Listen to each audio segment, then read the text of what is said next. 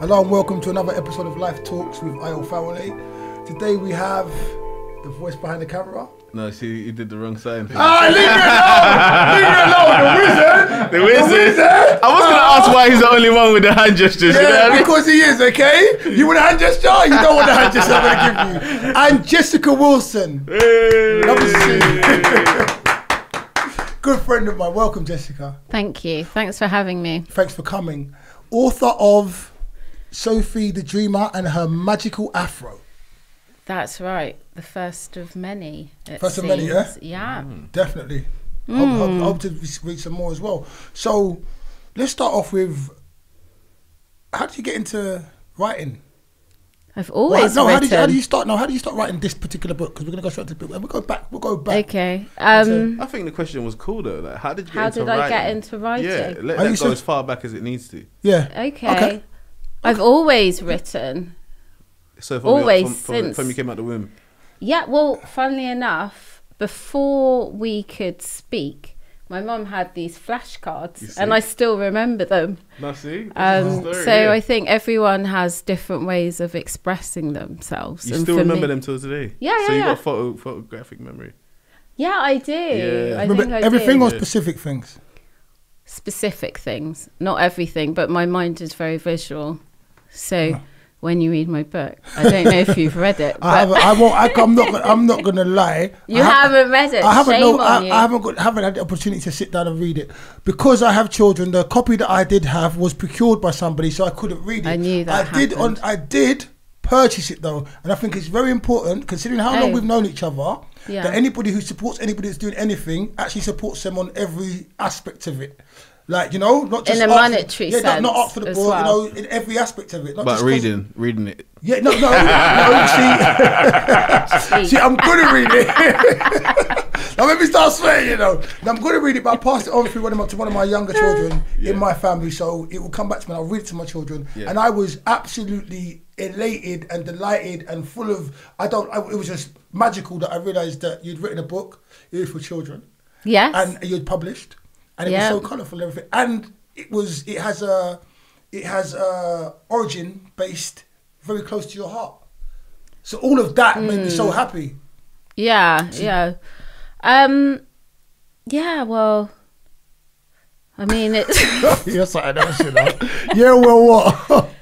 I mean, it is very close to my heart. The reason why I write specifically for children and feature black children in the literature is because I remember what I was taught about black people at school, and it wasn't very much.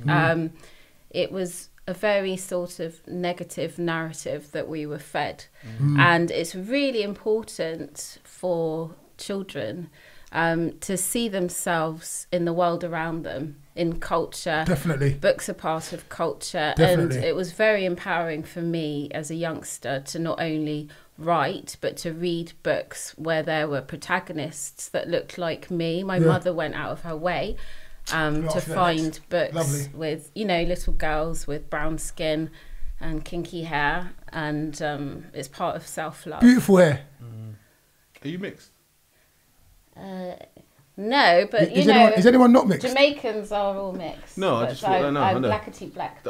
Just because she was... Say that again. Blackety black. Black. I'm black. I'm black. So black. I like that. I am. No, she's full. I know her parents. That? Because you were talking about your parents and the upbringing, so I didn't know whether maybe your mum, maybe if you was mixed, she felt like the need to give you part of the culture that she thought you was from. Yeah. Okay. So, I think it's very important for everyone to be fed their own culture. Definitely. But also to understand other cultures. And that's what I was going to say. Yeah. Because I don't see these books as just for black kids. I see them for everyone. Definitely. They should go on that same bookshelf so everyone can kind of... Definitely. Do you know what I'm saying? Yeah. Primarily, definitely the understanding of one's own thing it has to be bright primarily. Just like having a thing where you see depiction of yourself so you can have some self-worth enough then it can go on the shelves. But I feel like it's just the perspective of just the fact that our perspective is being told. Yeah, is good enough. Do you get what I'm saying? Like, I don't like it. I don't always see it as a, you know, like, oh, we're kind of underneath in any way in terms of. Yeah. I just see it like it's important for our perspective to be shown. Definitely. So it doesn't matter who brings it up. It's not made just for black. People to pick up. Do you get what I'm saying? Yeah. It's made for everyone to pick up. Yeah. Just the way we read books on all sorts of subjects. Cultures. Yeah. I mean, the thing is, even if we're talking about English or European culture, you know, in a post-colonial age, we always have to be aware of the fact that European culture is global. Definitely. And we've just had this one particular gaze, and it's time to recognise that it's a chorus, not a monologue. 100%. And people need to tell their stories in their own words. Exactly. Which is why when you read the book, so you'll know that I've particularly featured characters who generally don't get a chance to have their own soliloquy, their own platform. So I've got a Rastafarian talking about Rastafarian culture, a Black Panther. Oh well, wait. And an ancestor. So yeah, that's nice. Suppressed voices. Can I? I'm a Rasta. My hair is a lion's mane. We believe all people are the same. We believe in unity of all living things. That's why we don't eat meat. I'm a vegetarian. Yeah, that's powerful, you know. Yeah. Even that we believe in the unity of all living things. Like, I get that from the Rasta religion, way of life, but I haven't heard it out, like, spoken out like that. Yeah, and for a child to see that as well, it's beautiful. So I've read some of your book now. It wasn't just. You see what he did to get the points. Wow. He read it well, though. Yeah, we read it really nicely. I'll give you that. It coincided. It was that Rasta, but it is beautiful. And me growing up, I'm going to ask you about the books you saw when you was growing up. I mean, it was a mixed bag, but because of the people that was around me, I was lucky enough to be close to a lot of Black history. Okay. They had a Chai Centre down Holloway, and it was a time where it wasn't Nigerians, but it doesn't matter because it was Jamaicans that were really fighting to have the solidarity of knowing where you come from, knowing what you've done, knowing all the great kings and queens that come before you. And my sister was very, very proactive on that. So I was very lucky. I went to like African village in London, roasted peanuts and stuff. So I was one of the lucky ones that saw this. But the books were like Anansi the Spider, where this guy uses intelligence to overtake like creatures that were bigger and stronger than him, but he still won. And I used to love the Anansi Spider books. Those were the main books that I got to read that were Black when I was young. For me, those were the only ones that I could even actually remember that I could actually read was Anansi the Spider, where although it was also depicted in a kind of thieving way and certain other things, it was a positive thing because he was using intellect to overcome a lot of stuff. So I really like the Anansi Spider stories, basically. I feel like Stan Lee gave an early. He's one of the earliest people to give everyone an imagination, if you know what I'm saying, within the comics. You know, Marvel. Because, you know, he's had Black Panther from those times. Universal imagination, you mean? Yeah, he was the one that created a universal imagination when it was even kind of being held back. Do you get what I'm saying? That's why so much people are kind of like, Marvel's like a culture now. Do you get what I'm saying? Because it goes back. It's got history and he had black superheroes. Yeah, black superheroes. Yeah, that's the thing. I didn't know about them stuff. Do you know what I mean? Yeah. So it's like, again, there's people like that as well that I felt that gave some sort of voice from an early stage. You know what I mean? They use their platform to give a different imagination, different perspective. If it comes out, I don't know. I do really think, and I would encourage everyone to write their own stories. Though I can't emphasize that enough, because we're always having these ideas transposed onto Blackness, and having these creations of Blackness thrust onto us, you know. I mean, one of my friends is an actor as well, like you. The guy that I met the other day, he was like, "Who you going?" I was like, "Where you going?" He was like, "I'm going in here," and I was like, "All right, mate. You done good. And he's in. Nice guy, really nice guy. I won't go into it too much. I won't feel his cover, but he's on TV. He's on TV he's now. in a big show. And we're just really grappling with the way that they're presenting his character. There's always these weird interweavings of, you know, now they've got this whole diversity umbrella, you know, the sexuality, and also madness and also fragmented families, and that's not what being black is about, actually. No. And so for me, on one level, yes, this is a book that showcases a black child and black people, but really it's just a book about a dreaming little girl.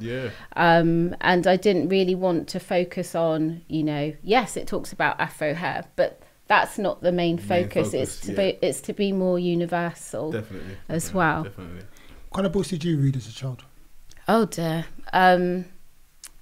I read a lot of Roald Dahl, and I had a revolting rhyme, the Twits. He is amazing. George's Marvelous Medicine. James and the Giant and the Giant Peach. I like Matilda. Matilda. What's the one Twits. The Twits with all the stuff in their beards and stuff.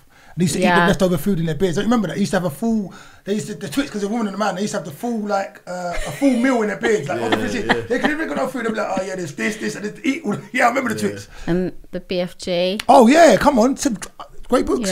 Great books. Imagination-wise as well. Yeah, he's magic. He was magic. And the thing about books is, you know, they just live on.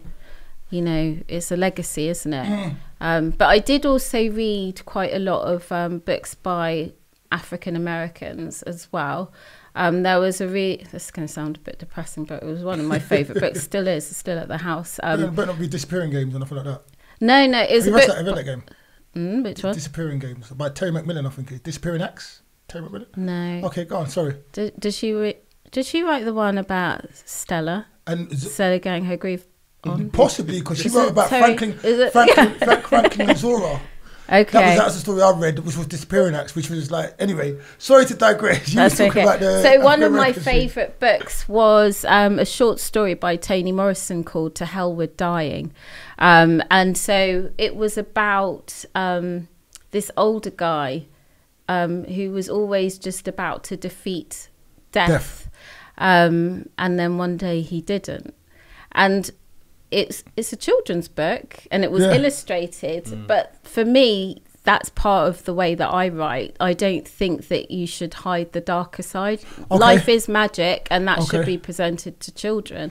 But I do think that you don't need to patronize children in the way that you present the world to them, because children know a lot more than we realize, and children also can be teachers as well. Definitely. How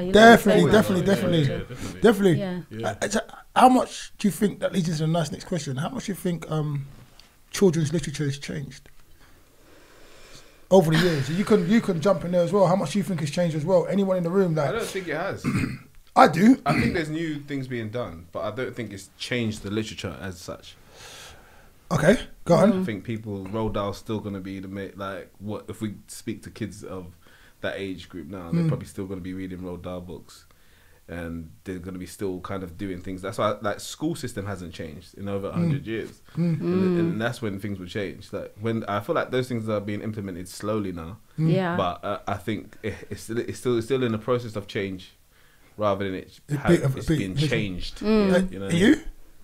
What do I think about how books have changed? And we perceive them and look at them like children's books.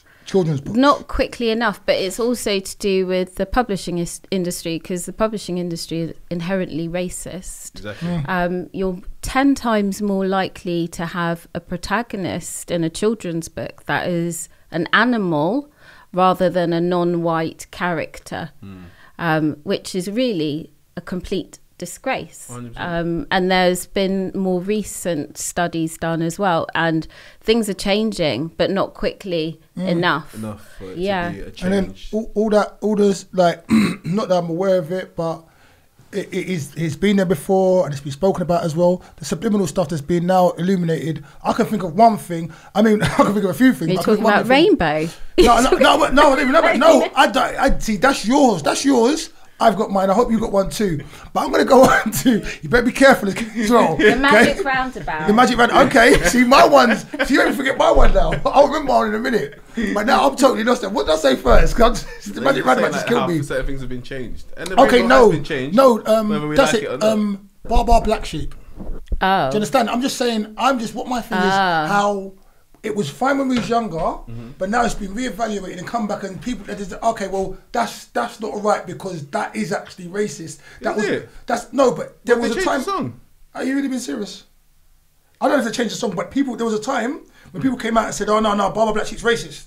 Like there's certain things if you read into certain nursery rhymes and certain children's books where there may have been subliminal messages, or it might be that Salem witch hunt. Like where there's no racism, nothing in it, but they're trying to kind of screen it because he said Barbara Black Sheep, anything black or anything pink is gay, or anything black is bad. They're asking, you know what I'm saying? The black sheep for stuff. It's like the tune says Barbara Black Sheep. But my thing is, yes sir. My question was, your one was Bungle and Zippy and whatever Rainbow and the Magic Roundabout. No, she wasn't talking about Bungle, Zippy and them. What was she talking about then? She's talking about the How do you know what she was talking about? Because I know what she was talking about. No, what was she talking about? Go on, tell me. She was talking about I'm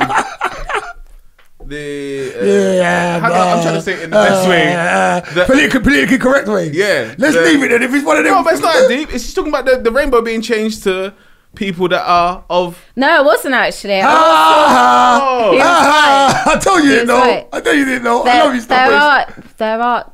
You can look on YouTube. There are like some really weird connotations. Subliminal messages. Yeah. To rainbow. No, just different stuff. Yeah, the show. From back in the day. Yeah. Loads. Google it. Loads. Google it. Loads. And if you think about this is what I'm trying to say now. Like, knowing what we know now, let's go across the board. What they're feeding our children on the TV, what they was feeding them in the books, what they're feeding them subliminally. And now we have more control because a lot of people understand. Some people don't understand. We do have more control because you got more control. Because if you're a parent, it's how much time do you want to spend with your kid? Are you going to put, like, there was a generation that put their kid in front of the TV and let them watch it. It's still there. Or, but are you going to actively filter what they watch or give them actually stuff to do? No one filters. Everyone says they filter, bro. Come on. Listen to what I'm saying. There's parents that will not let their children watch TV, that will play educational games, that have the flashcards for their children, and then make it happen. Where they at? Where they at? I don't know. You're so silly. CBeebies runs the thing. I understand that, but I'm saying there's still people, right here, you're not a parent yet, but you've written a book, and what it's based on is celebrating Sophia, her hair, being black and all the other connotations it has within the book. So there's somebody right here that is taking it over and taking back from the narrative and doing something different and showing, like you said, speaking from your own perspective, because I know more. I know it was based on your little sister and also your experiences being black as well, knowing what you know. That's your story that you've written for Sophia and for any black children who wants to have a character to identify within the book that is them. Do you know what I mean?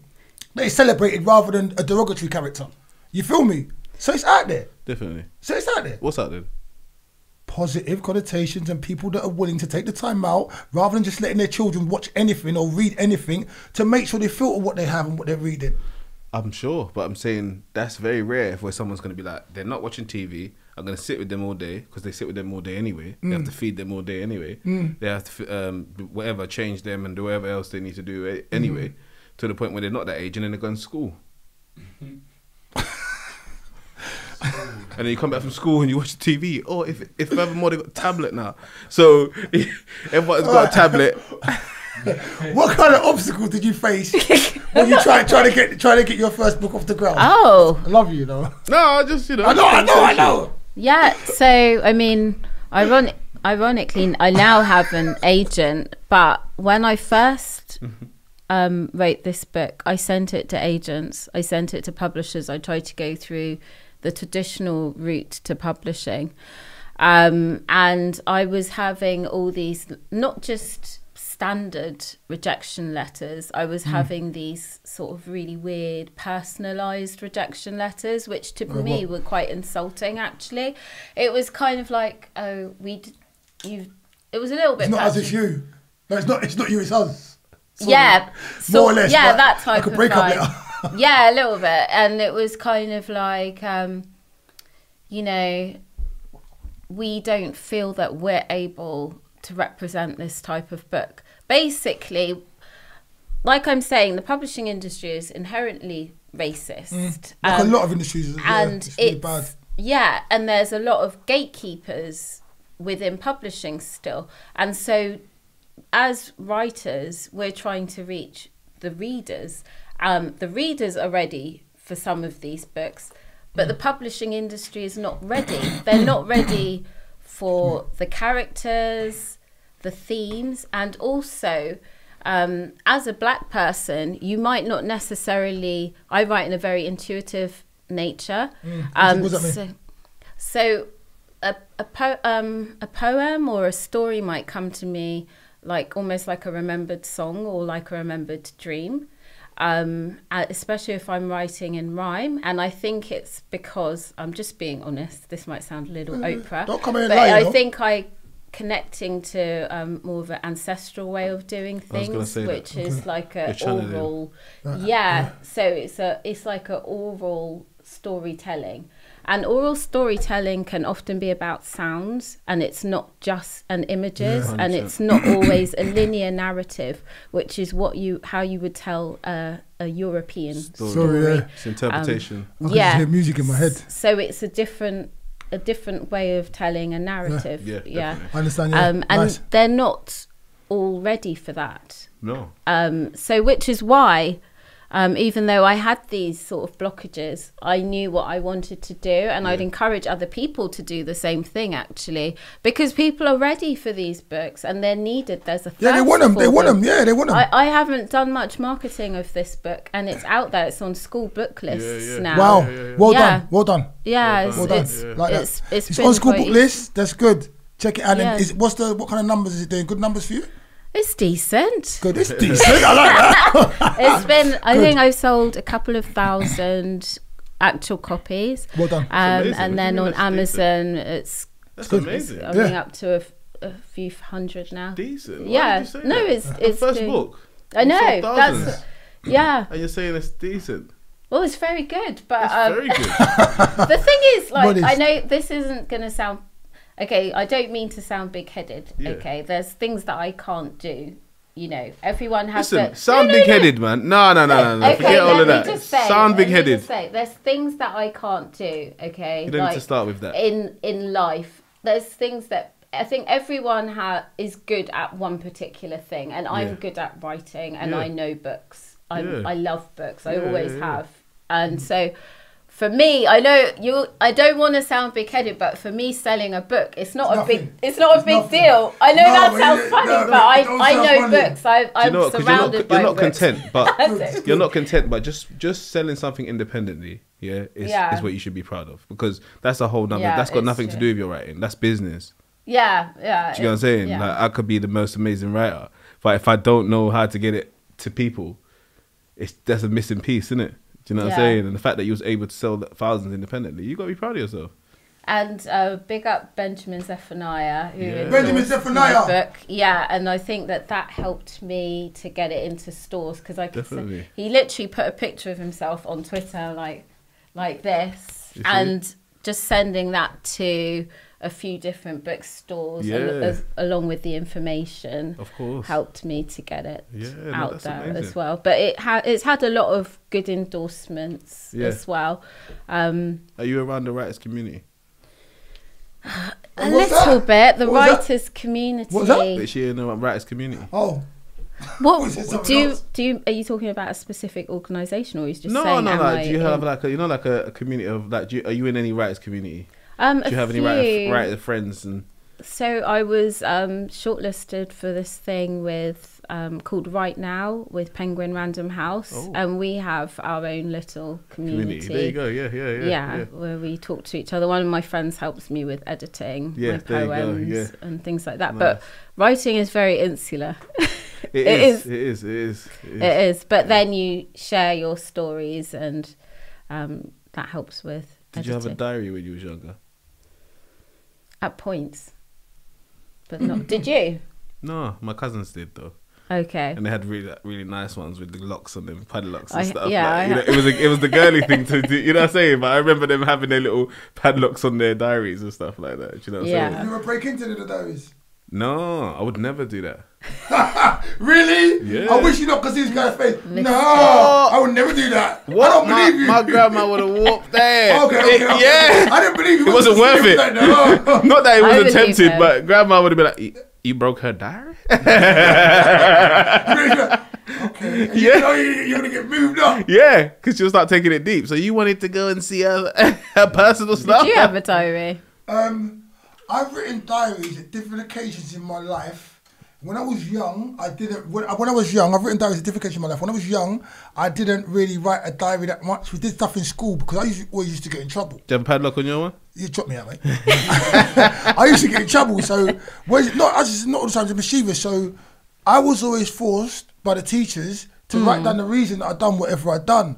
And I didn't, so I felt like writing to me was a punishment. You know, I've got a book coming out soon as well. Right, so, and I write poems, the poetry book's coming out soon. Yeah. What's his space? But yeah, but the only diary I wrote, sorry to be long-winded, was when I was really sad and in a low place and I needed to understand my feelings.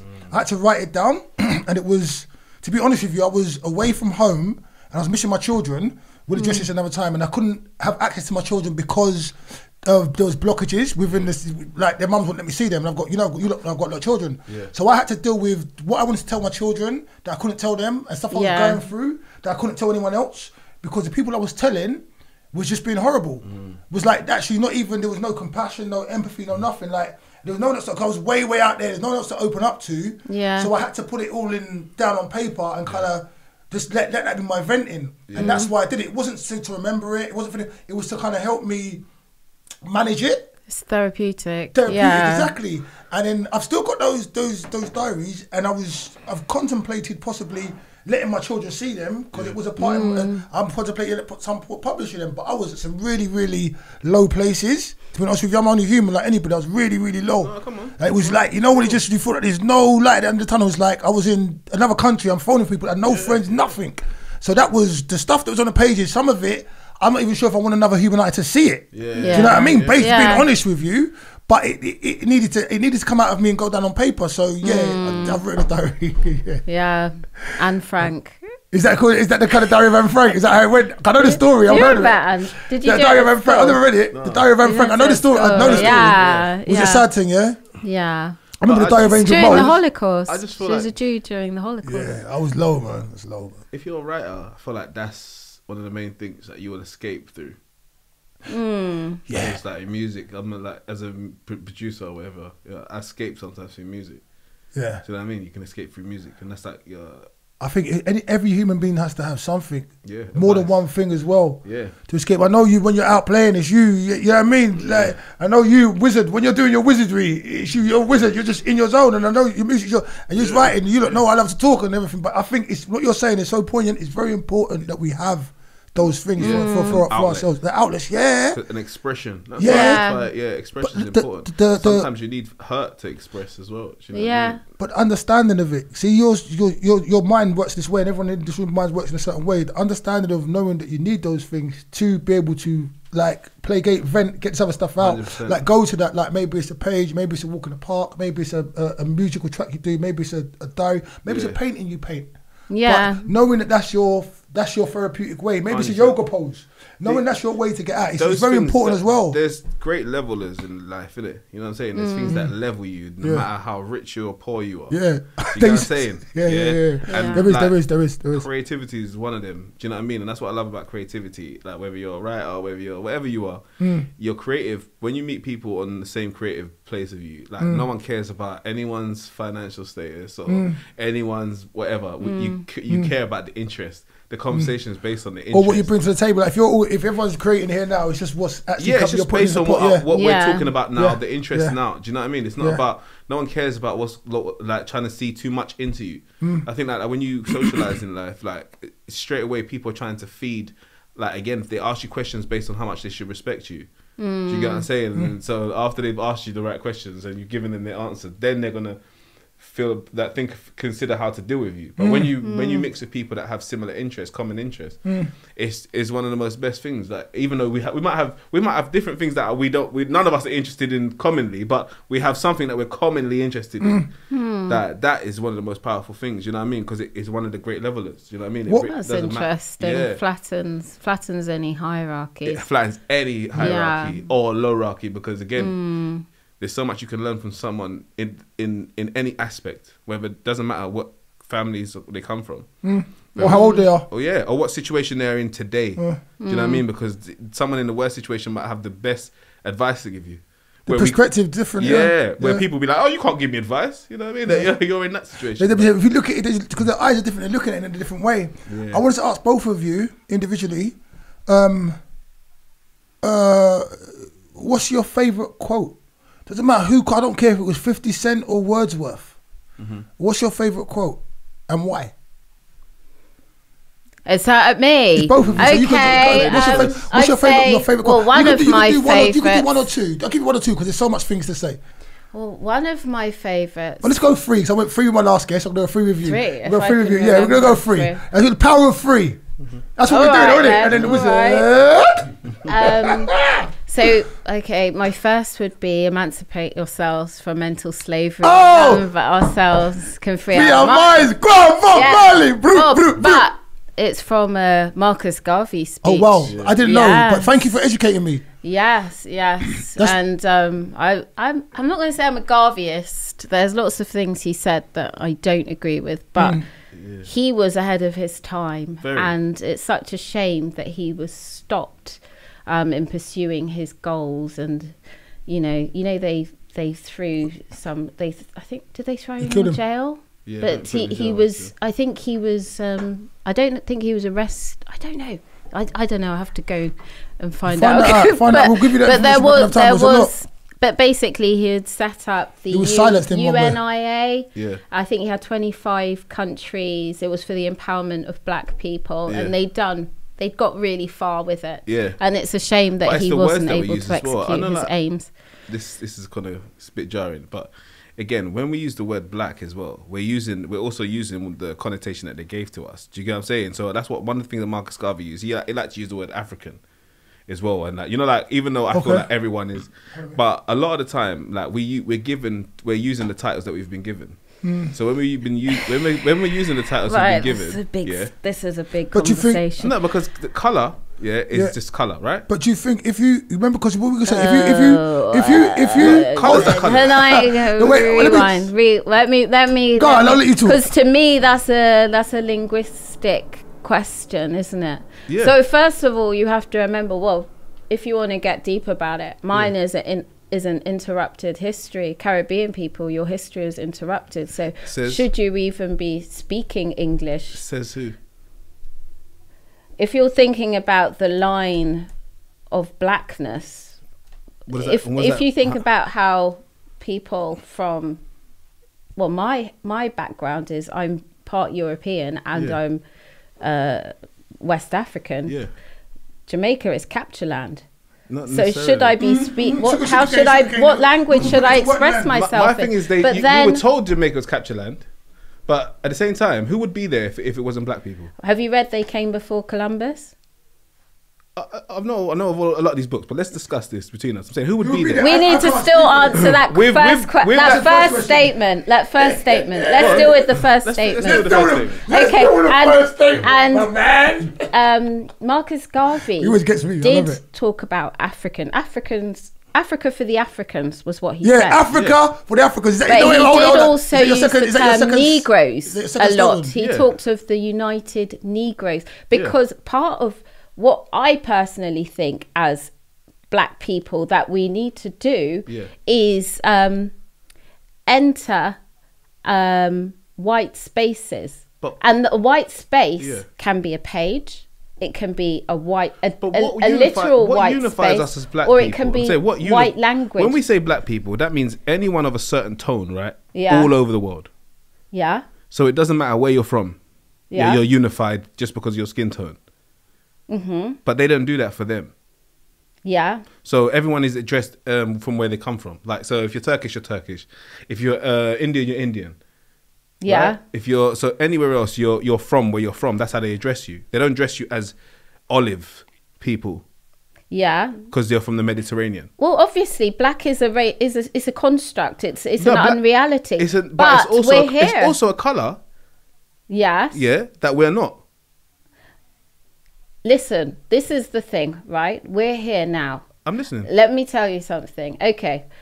Have you heard of Louise Bennett? She was a Jamaican poet, and she was one of the first Jamaican writers to embrace the Jamaican language, right? Yeah. What are you, Let me get to the end of this before you. No, I'm listening. Before you argue with me. No, we're talking. Yeah, you get to the end. Anyway, we're talking. Because there's a little bit of a story to this. So she had a poem, and she was talking about when the Jamaicans came over, when Caribbean people came over in the 50s, right? Yeah. And she said, excuse my rubbish accent, what a marvellous news, Miss Matty. Me feel like my heart gwine burst. Jamaica people colonising England in reverse. Yeah. Right? Go on, so she talked about reverse colonisation. Yeah. And what I'm saying is we must occupy white spaces, whether it's a literal white space, whether it's a word, yes, whether it's something metaphorical. Hang on, let me get to the end of this, right?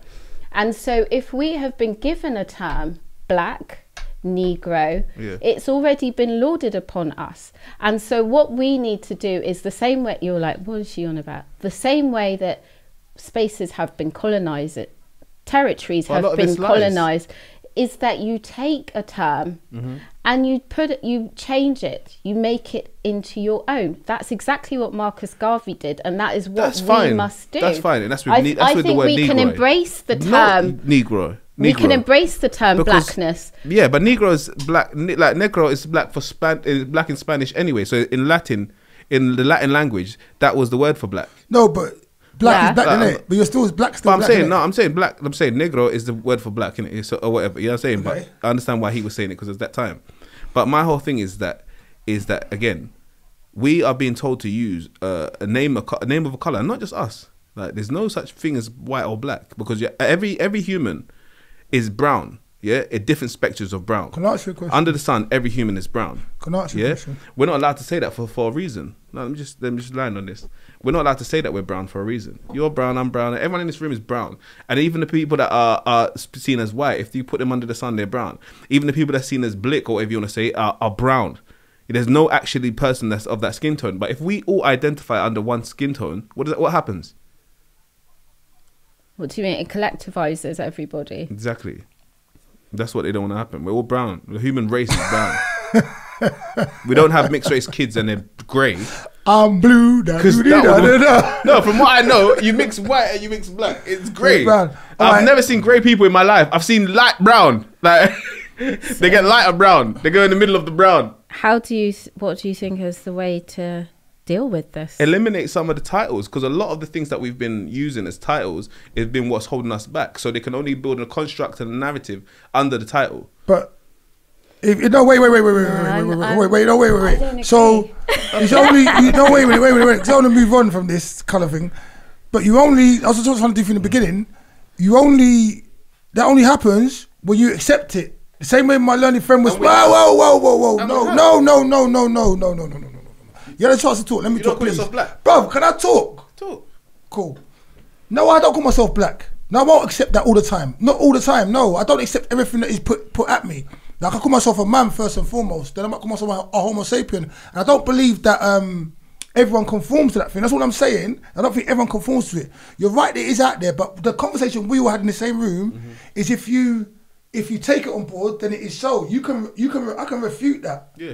And I refute certain things, and I will tell you what I am, rather than you telling me what I am. So therefore, even if I'm not the only individual that does that, which I'm not, that I'm an exception to that rule that you're talking about, and that's what I'm saying. There might be some people that conform to that. They'll take whatever they're given, but no, I'm not taking that. And my eyes are wide open. Like other people, like your eyes are wide open. So you talk colour. Yeah, we've taught colour scheme. We taught red. Yeah, but I think that's just another one of them conversations. It's just another bullshit thing to talk about. I know it's not bullshit. Hear me out. I'm saying, if the colour was called, if my colour here was called raga, or whatever, it's and that's what the colour they taught me it was, I'd say that word. Do you get what I'm saying? I'm just saying, I'm confused when I go like this next to the mic and it's not matching.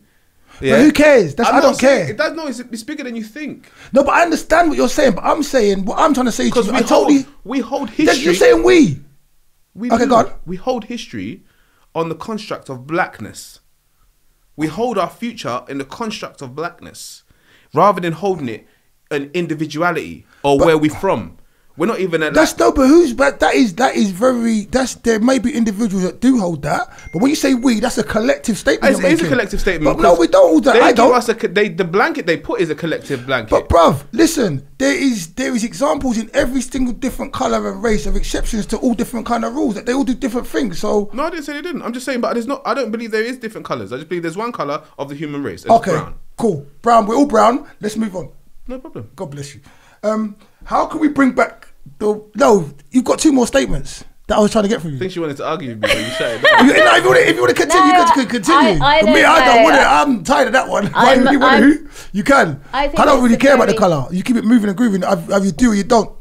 I think identity and representation are really interesting topics of conversation. Yeah, but so what they're calling you and your own identity, your presentation is 2 different things, no?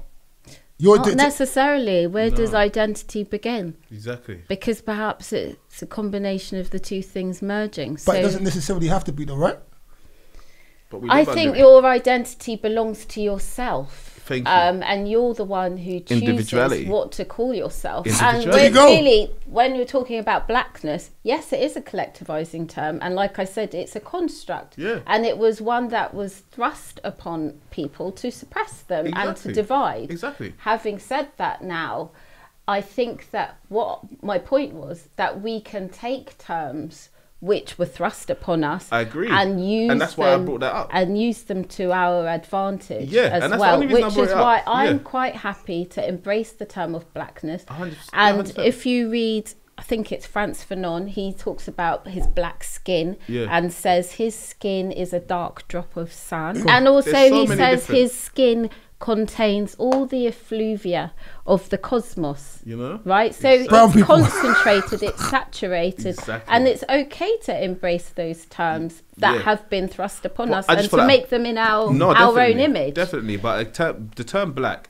is of course it's wrong. It doesn't make sense. Of course, if you look at the origins of where it came black from, is nothing. It almost explains it. Explains darkness, nothing. Yeah, just like.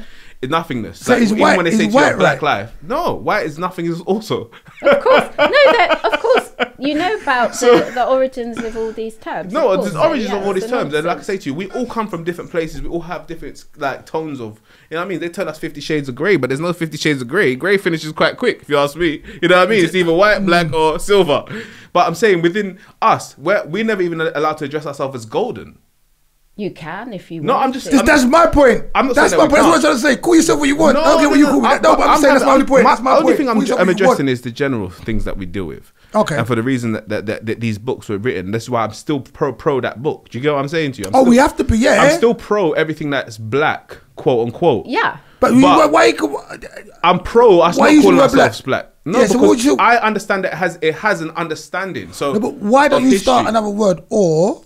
I'm not saying, I'm not trying to think. No, I don't need to, because there's a word called brown that describes us. Do you understand what I'm saying? So if that's all that black is doing is describing my skin tone, and what part do I stop being black? And but you know what? Do you know what? I think what part do you stop being black? Black is powerful. Because this young lady black here is powerful, there'll be situations. No, black is powerful as well, and black is powerful, also bruv. Black is also everything else that white can be. If we're talking like that, yeah. So all I'm saying is that. You can experience racism around white people. You can experience racism around black people, right? But we say black people can't be racist. I don't know who we. You're this. I don't like the we. That we gets on my nerves. No, but the we gets on my nerves. You're right. You're right. It gets on my nerves as well. But I'm saying these are the things that we have to deal with. The construct. No, but it's bollocks. You're right. If someone's no, but what I'm saying is.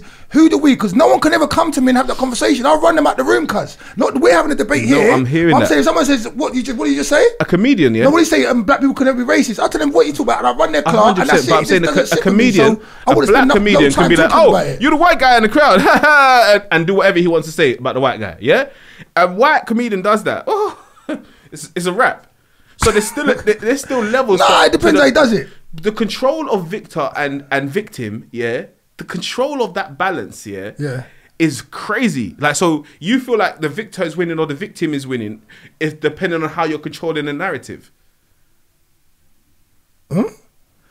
Like, you're gonna make someone the victor, someone's the victim, yeah, and you're gonna make sure you dance them around. This one being the victor and this one being the victim. So any white person Even if they'll, I'm saying, yeah, they have to. No, every white person has to grow, like, even if they're born yesterday, they have to take on that their ancestors were slave masters, and any black person has to take on that their ancestors were slaves. That's the narrative, right? And if you can't tell me that that's not the general narrative. You know, I would never want our kids to carry on with that narrative because it's bullshit anyway. Half of it is based on documentation because history is based on documentation. So whether I did it or not, I'm going to make this thing called documents that says I did do it. I might not have conquered the world on a ship because that's kind of impossible. But you know, I'm going to document that I did that. A lot of everything that we've been going through is based on documentation. Yeah. So many lies. And even if you want to check it, you check it, there's lies. And the lies are there based on like dictating history. This is why they try to change things as time goes. And we've already seen how they try to whitewash different things from history. Yeah? So you want to describe yourself as a brown person? As a human being. But if you want to ask me if you ask me my tone, why would I lie and say I'm not a colour that I like? If I was to explain the colour of this, yeah? If I went into the paint shop, yeah, and I had to ask them for a colour that matched me saying black is a lie. But the thing is, we don't occupy a utopia. We're here now. Mm-hmm. So you can refer to yourself as that, but in terms of identity, yeah, we do have to find ways to suggest this kind of imagined community. We don't, because it divides us. It doesn't unite us. I think it's uniting us right now, actually. I think I think it is. I'm not. It is. I just feel like it's an imagined. Like again, like I say, a lot of the narratives that we've seen have given us hold on things, and a lot of the narratives that have been given to us have been given to us. Do you know what I'm saying? So it's like, and within the last 100 years. So because we don't know what was going on in the last 100 years before that, because we wasn't alive. I'm not saying that history is all a lie, but a lot of it is, because it's someone's story. It's not our story. Mm-hmm. Do you know what I'm saying? So it's like we're dealing with someone's point of view, and a lot of it's been proven to be lies. So again, a lot of the how long we've been fooled for ain't even been that long as well. Because again, even how they tell us we got there, and then we talk about, if you actually speak to one of the grandparents and hear about that journey from the Caribbean to the UK, it was an amazing journey. Like when they got to Dominica, the Dominicans came on, started playing music. You know what I'm saying? They got to Antigua, the Antiguans came on. These people was a 2-week journey with different cultures of music and different people from the Caribbean coming to this place. Like that journey, that when I've spoken to elders and they told me about that journey, it was like amazing. And then before that, but our history here is not that deep. I guarantee if I ask everyone in this room if our grandparents were born here, you'd probably say no. Mm-hmm. But there's black people here before the white people, though. I know. That's a whole nother conversation. Yeah, but I'm talking about the ones that of the descendants that are here now. Because even when we were younger, we were a minority, but we watched it become a majority. We watched like the population of brown and whatever cultures grow. We watched that with our own eyes, because when we was younger, there wasn't as much. Like I remember living around here, and there wasn't as many black people, and to what it is now. Do you get what I'm saying? So we've watched a big part of the evolution. Like from how long has TV been there? You got to ask yourself. TV's been there all my life. Yeah, well that's not that long, bro. Like TV's like 50 years old maximum. So a lot of the propaganda. Sure? A lot of the propaganda and stuff that can feed to the world is through things like TV. It's through mediums like TV. It's through mediums like because people don't, if they read books, you'd find out so much more different stuff to the general knowledge. Do you know what I'm saying? So that's what I think. Like I think that we should be practicing our people, because again, it's like someone's the winner, and then someone's the oppressed. Then the oppressed take over the winner, and then they start oppressing who used to be the winner. Do you understand what I'm saying? Then that person oppresses them. Then this person oppresses them. And then this person oppresses. Do you understand what I'm saying? So it never gets to the layer cake. It never gets to a balance. This is life. But yeah, I hear what you're saying. But I think that I think that you're allowing yourself to be defined by terms that are thrust upon you. No, I'm not allowing myself to be defined. That's the reason why I'm not taking the same term that everyone else is taking. But then, so when you were just talking about the oppressed and the oppressor, yeah, I think that it's also about, just like we're talking about, reclaiming your own narrative and your own way of identifying yourself. Why reclaim it instead of just making it for what it is now? We don't need to reclaim something we never knew. I think it is reclaiming it, actually. Reclaiming what, though? Reclaiming it from the way that you've been defined in the past. But so there was a time that we would define in the way we wanted to be. No, that we made our own definitions. No one else made a definition. When was that? I mean, even if before slavery or before anyone came to. Who said slavery really happened? In the way they're telling you. Even if we're gonna, not in the way they're telling you, but I'm sorry, Jessica. Look, for argument's sake, if you're in Africa, then you're in England or you're in America or whatever, it's a total difference, isn't it? I hear that. I'm saying, but who's saying slavery happened in the way they said it happened? All right. I don't even want to argue that one. I don't know about that, bro. Okay, cool. And we don't have a conversation either. No, we're having a conversation, but I don't know about that. Like, I don't know. Do you know where the term slave comes from? I don't care. Okay. But God, tell me. You said you didn't know. I'll try to give you. No, I don't know. Slovakia. I'll just say that. I'll leave no, we said that last time. You said it last time. You said you didn't know. I was saying to you. Well, no, I said I don't care. Slavery started in Europe. Like, the first people that was slaves were European. And that's another thing that people don't know. But I'm a reader. So when I'm a reader and I come and speak around people, I'm so an alien, bruv. You know what I'm saying? So I'm an alien. I can actually prove half of the things that I'm reading in terms of if we're talking, grab it from somewhere and show like, a lot of this stuff is real. But a lot of the time, we are controlled by a narrative. And if that narrative is messed up in any way, that's why people get killed and stuff like that. Because you're saying... What do you mean? It's like even when someone mentions that, we're Israelites and things like that, yeah? We had that debate here, didn't we? Yeah, we had that debate here. They get shut down and people don't want to hear about it, bro. Because they don't want to hear like a story that's not that long ago. And then when you talk about Palestine and places like that, people don't even realize how many black people, how much like brown people and black people are in Palestine. We're not told all brown. But I'm saying, but the people that they don't want to make us know who's there and who's not there because again, they don't want you to fight for certain causes. So, like I say to you, a lot of the narratives that we hold and we fight against are also controlled.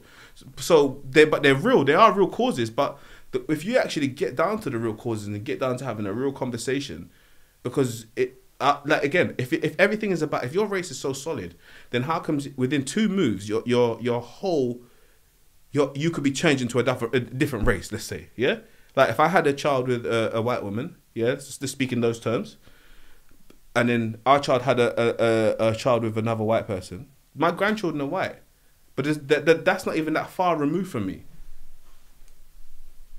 Okay. You know what I mean? That's within my lifetime. That's within, you know what I'm saying, not too many moves. So if it takes that and if someone done that in the reverse, like a white person had a child with a black person and had their child has a child with a black person, their grandchild is black. Diluted in that. Yeah. So it's like if everything can change with that within that quick within the moves, then how solid are we in our quote unquote blackness or in anything? This is within 2 moves. I won't be my lineage won't be that. So yeah, but you know what my thing is. And what do we call the middle people if it's only black and white people? What's everyone else? Why don't you tell me? That's what I'm saying. The names, I can't speak for everyone. That's why I'm like getting frustrated. I'm saying like the way them people think, I don't think like them. That's why I'm like I don't care and but I don't think like that. That's what I say. We don't have a name for everyone else. Like, the Asians don't have. We call them Asian. We don't call them brown. Yeah. They call themselves brown. Maybe, yeah. No, they do. I've heard a few Asian people call themselves brown. That's Indian Asians. An Italian man, you don't call him brown. No, not really. The Turkish man, you don't call him brown. Okay, take care. Yeah. Cool.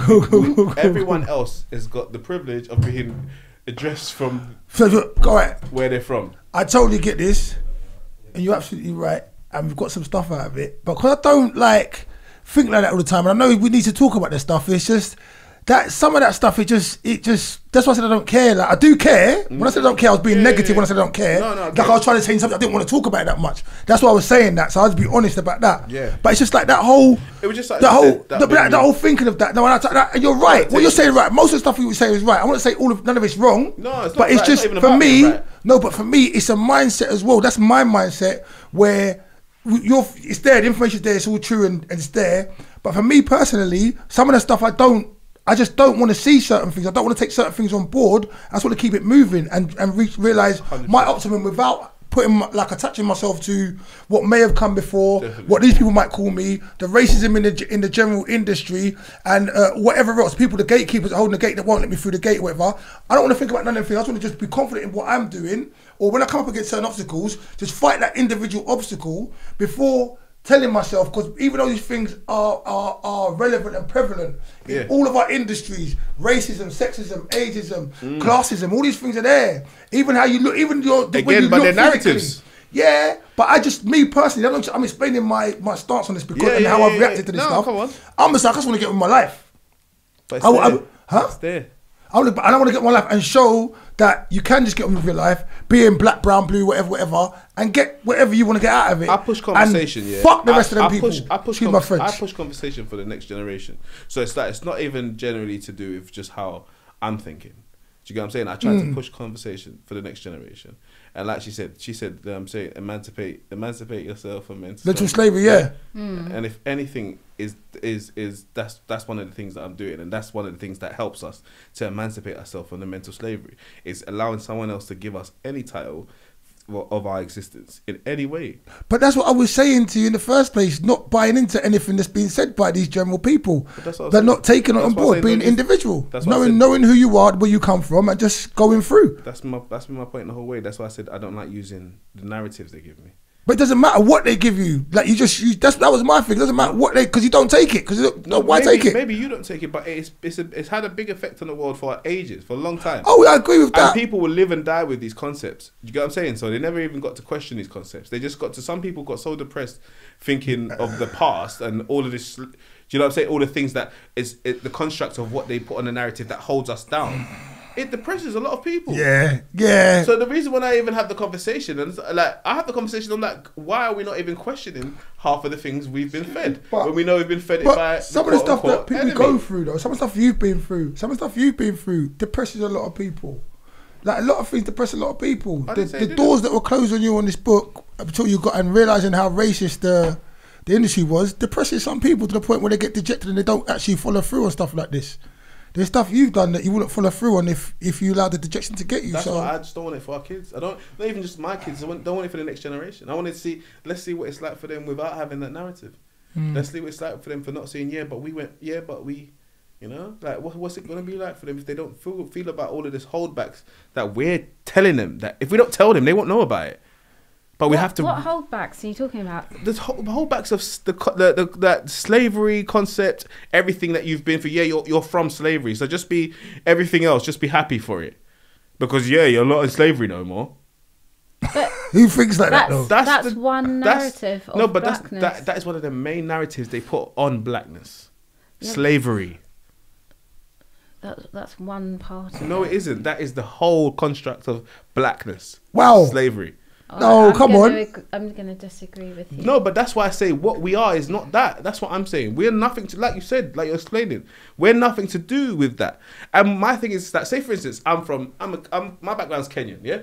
For example. You're African. You're from St. Lucia. Yeah, Max St. Lucian, yeah? You're African. Yeah, cool. Whoever's African. No, I'm messing. Yeah, you're African, you know that. But you eat fufu. The St. Lucian man. No, I'm messing. No, it's all good. But Turkey's closer to me than St. Lucia, but you have to. Me and you supposed to connect more than Turkey, yeah, and we probably will. I'm not saying we won't because we're both black guys in England. You know what I'm saying to you? But when we're not able to even have like like St. Lucian's just a St. Lucian guy. You know what I mean? Like, do you know you're black? Yeah. Like they don't do that to everyone. Do you understand what I'm saying to you? And the reason they don't do it to everyone because they want those people who allow it.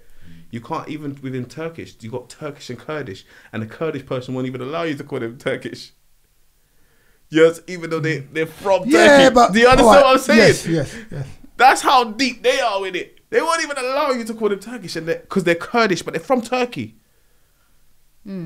That's how much certain other people are holding on to their actual cultural name. Not that we're from where they're from.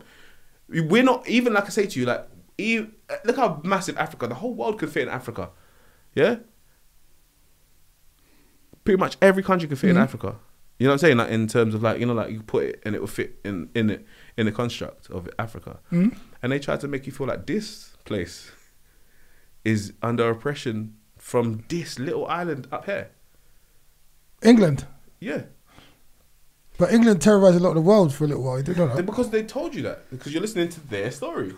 If you go to different countries, you'll start hearing different stories. You go to Iceland, you hear that Iceland defeated England. Did you know that?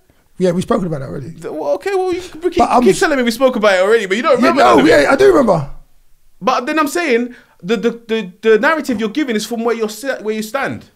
Like you're giving the narrative of where you stand. Yeah.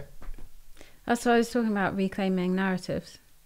So where would be the narrative be from? No, I'm saying about reclaiming. No, I'm saying like I feel like reclaiming is like saying something was there before. You just said that there's an existing narrative, and it's about reclaiming the narrative and showing that slavery. But I don't think that we've got a good enough narrative. I think we need to make a totally new narrative. So this is about changing the narrative for just for individuals, not for anyone to connect based on his skin tone, because that don't make sense.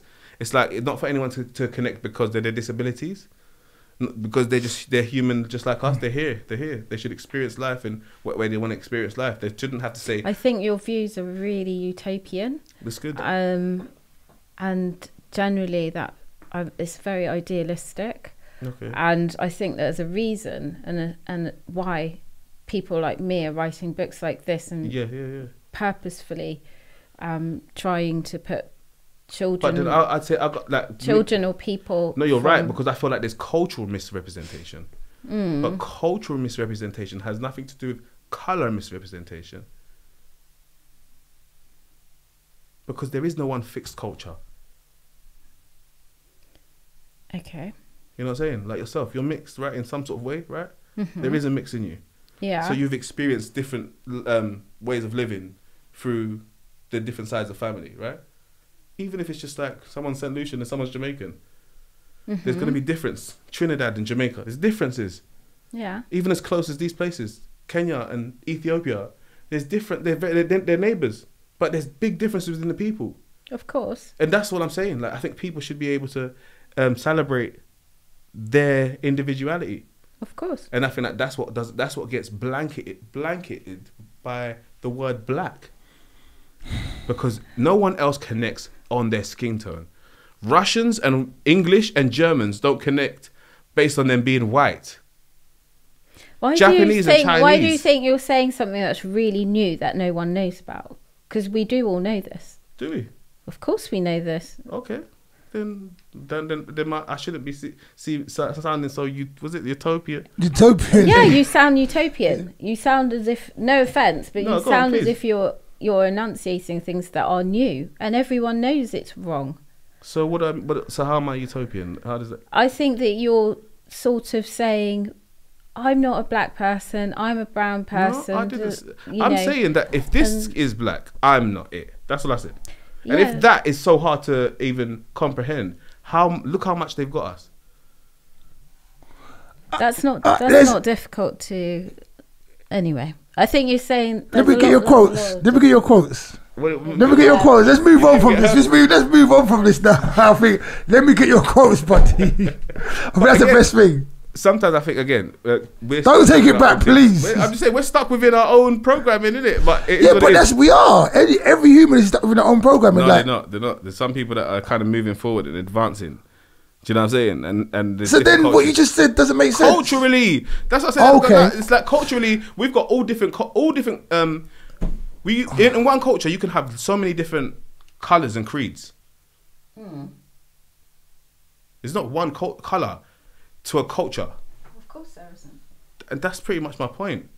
But no one's disagreeing with you. No, the world does.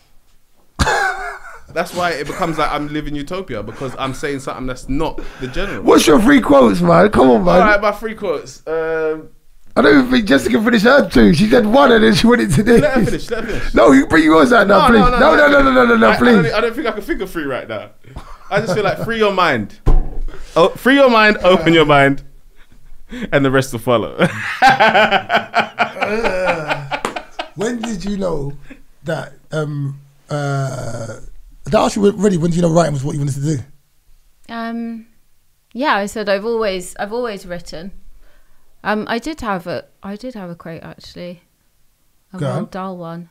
Go on. Above all, watch the world with glittering eyes. Roll on. Go on. Because those who don't look for magic will never find it. Above all, Watch the world with glittering eyes. Watch the world with glittering those eyes. who don't look for magic will never find it. Lovely. That's beautiful. It's true. Yeah, it's beautiful. It's beautiful. I love that. One more time. Say it again. I think this is the No, it sounds nice. It sounds nice. Even above if it's wrong. all, watch the world with glittering Wizard. eyes. Above all, watch the world with glittering eyes. Because those who don't look for magic will never Because find those it. who don't look for magic And who's that sound will like? never find it. Sounds like you guys. Go on. Not looking for the magic. I always like, shut the fuck up, man. I always for magic. We Go on. magic. We ain't black. We magic. What's your next one? Do I have a third quote? Well, first one. Okay. I've got 3. Go on, tell me. What's yours? What's yours? First one, I don't know who said it, but it's you're not a drop in the ocean. You're the entire ocean in a drop. Oh, that's nice. I think it's very important. It's very important for people to know their power, know that they're capable of anything, Yeah. because the ocean is capable of anything as far as I'm concerned. You did hear what I said, right? Say again. You're not a drop in the ocean. You're the entire ocean in a drop. Ooh. So, like I was saying, it's just the power of the ocean. Everyone knows the power of the sea and stuff. And to believe that, if you understand that, you understand how powerful you are and can be. The second one is you are what you do repeatedly. So therefore, excellence isn't a state of mind; it's a habit.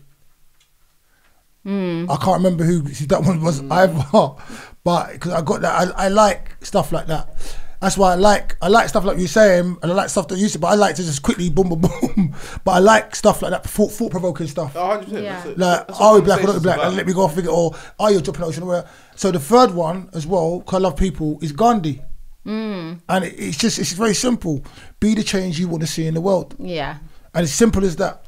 If I want something from you or you, I can't expect to get that from you if I'm not prepared to give it to you and you, or give it to other people. To me, that's bullshit. And there's people out there who want respect but don't want to give it, who want certain things but not prepared to give it to black people, to these people, to that people, to whatever. They're not prepared to get, but they like to retain it. That's wrong And for me. that's why again I want to be the version. I want to be what the kid.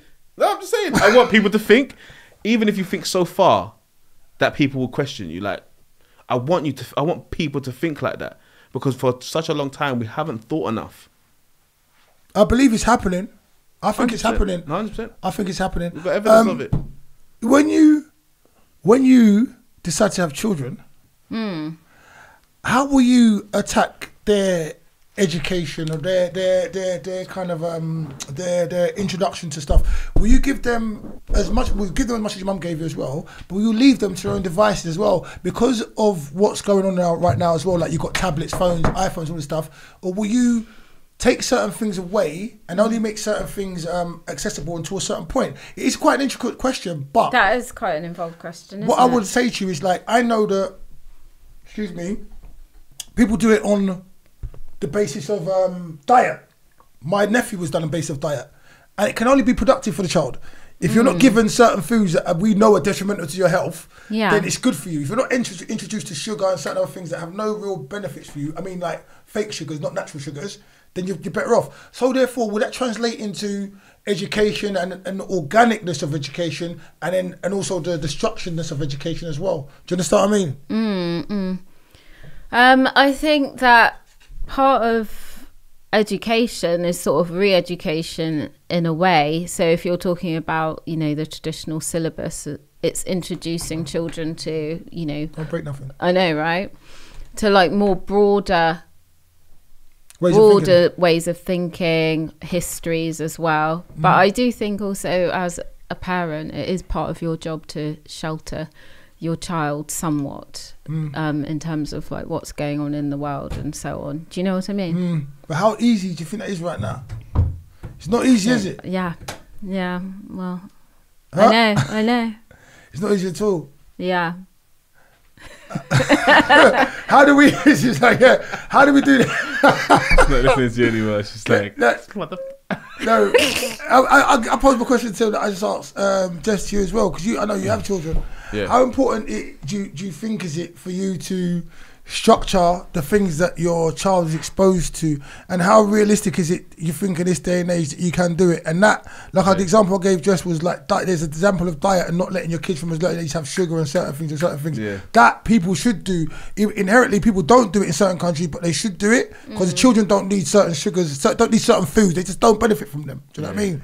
So therefore, in the aspect of education and stuff, what we know that does work and maybe what we want them to learn within or have I feel like you can guide, but you can never control where your child goes. Do you know what I mean? And how, which direction they want to go. And the more you try to control them, the more you lose control. Do you get what I'm saying? Because like again, I remember the people that had really strict upbringings. As soon as they got out, they was wild. Yeah, they you know what I mean? They were wild. They were wilder than us that's been out from, you know what I mean, a bit earlier. Yeah. Because they just it's that whole get out thing. You know what I mean? So I don't know if there's any perfect way to raise a child apart from just guiding them in the best ways that you can. Because at least you know that you guided them in the best way they can, and you have to respect that they may take the other option and different times. You know what I mean? If they're going to take the other option, they may take the other option, but it's not nothing that what you're going to do at that point is when you realize like, what could I do if they go against everything I say? You're still going to love your kids, isn't it? You get what I'm saying? So it's like you have to kind of exercise that part as well. You know what I mean? Like yeah. It's a good question because parenting is very individual. Yeah. To me, it's very individual. But having the benefit of these kind of things. Two parents in your life, that are on the same page. You guys need a wooden spoon. Did you ever use the wooden spoon when you were younger? So when you have the wooden spoon, and when someone's holding the wooden spoon, everyone else listens to them with the wooden spoon. Yeah. I think you could benefit from a wooden spoon.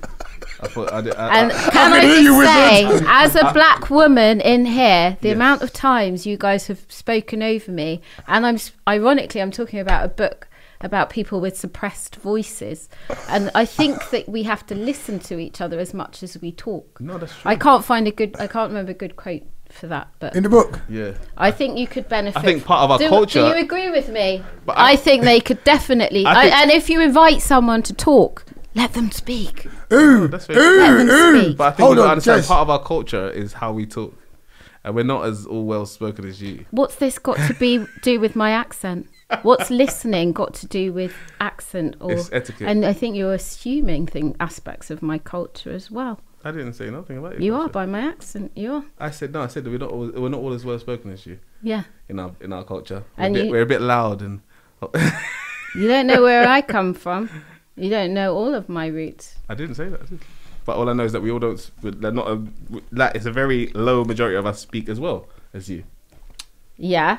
But that doesn't have anything to do with listening to each other. No, but I've listened to you say that. We've cut you off, and I have to accept that that's what we do. I think going forward, I think you could benefit from a wooden spoon.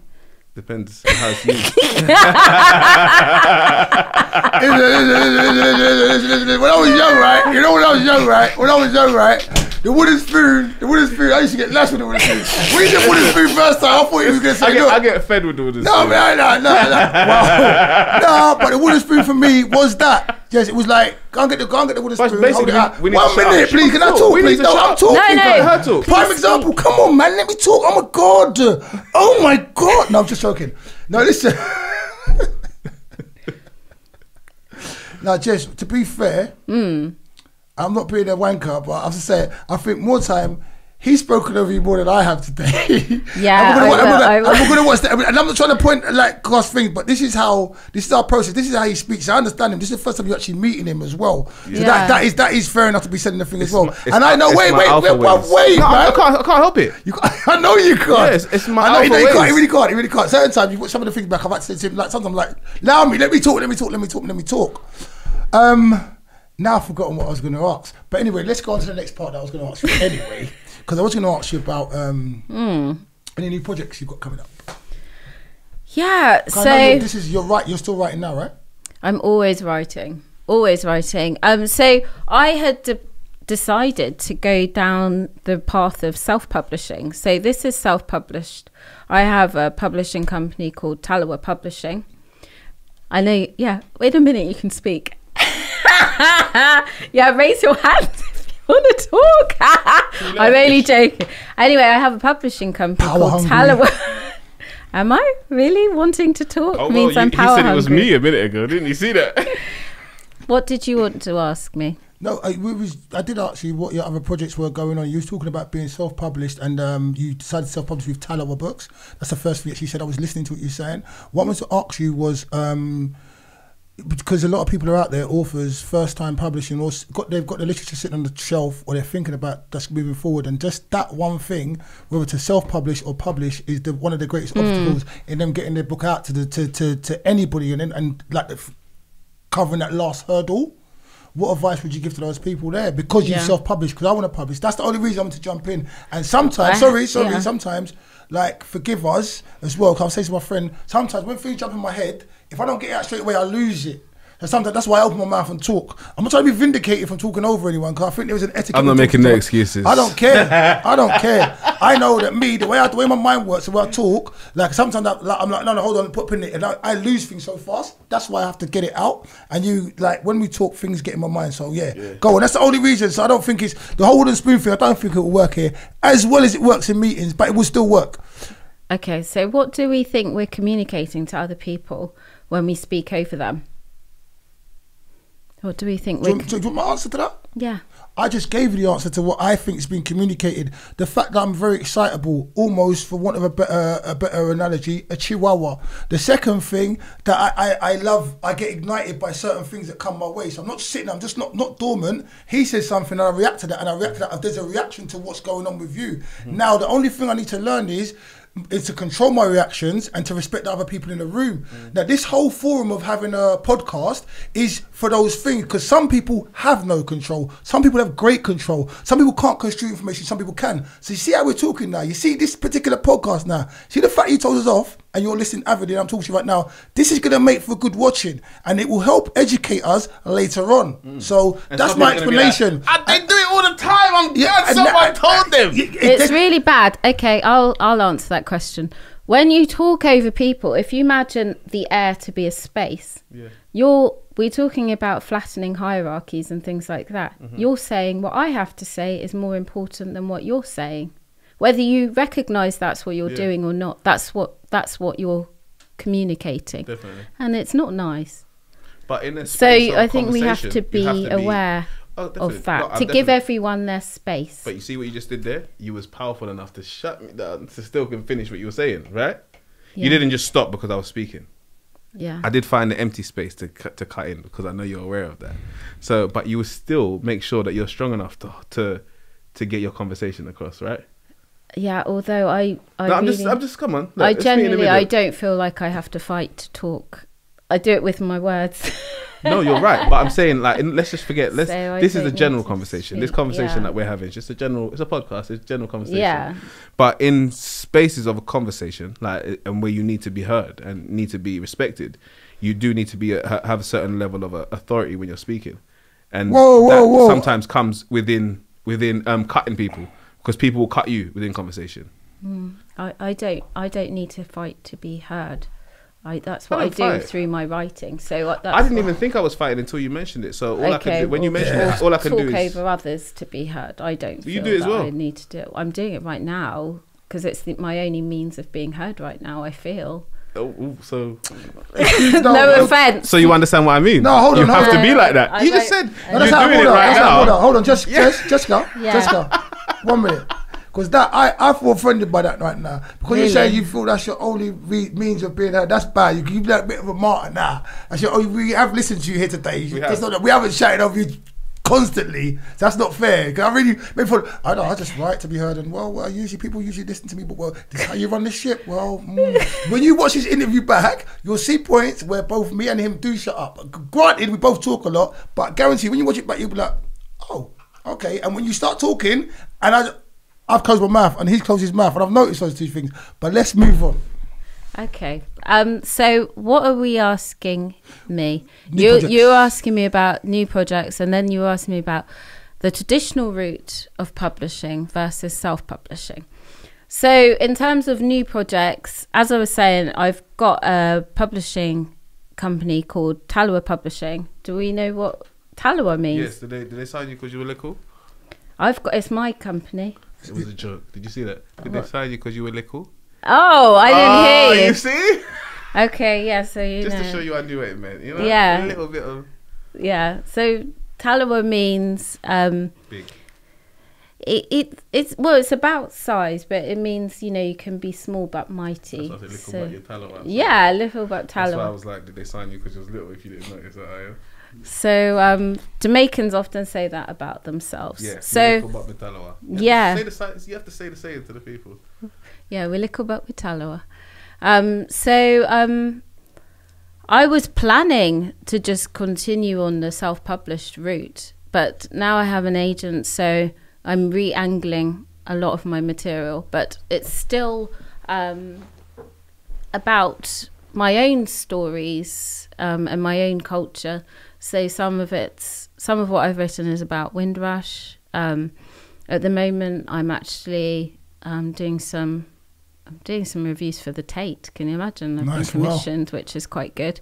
Well, excellent. I'm really happy with that. And I'm really happy that they're bringing in new exhibitions there as well, and talking about Caribbean people in the UK. The so story that's never been told.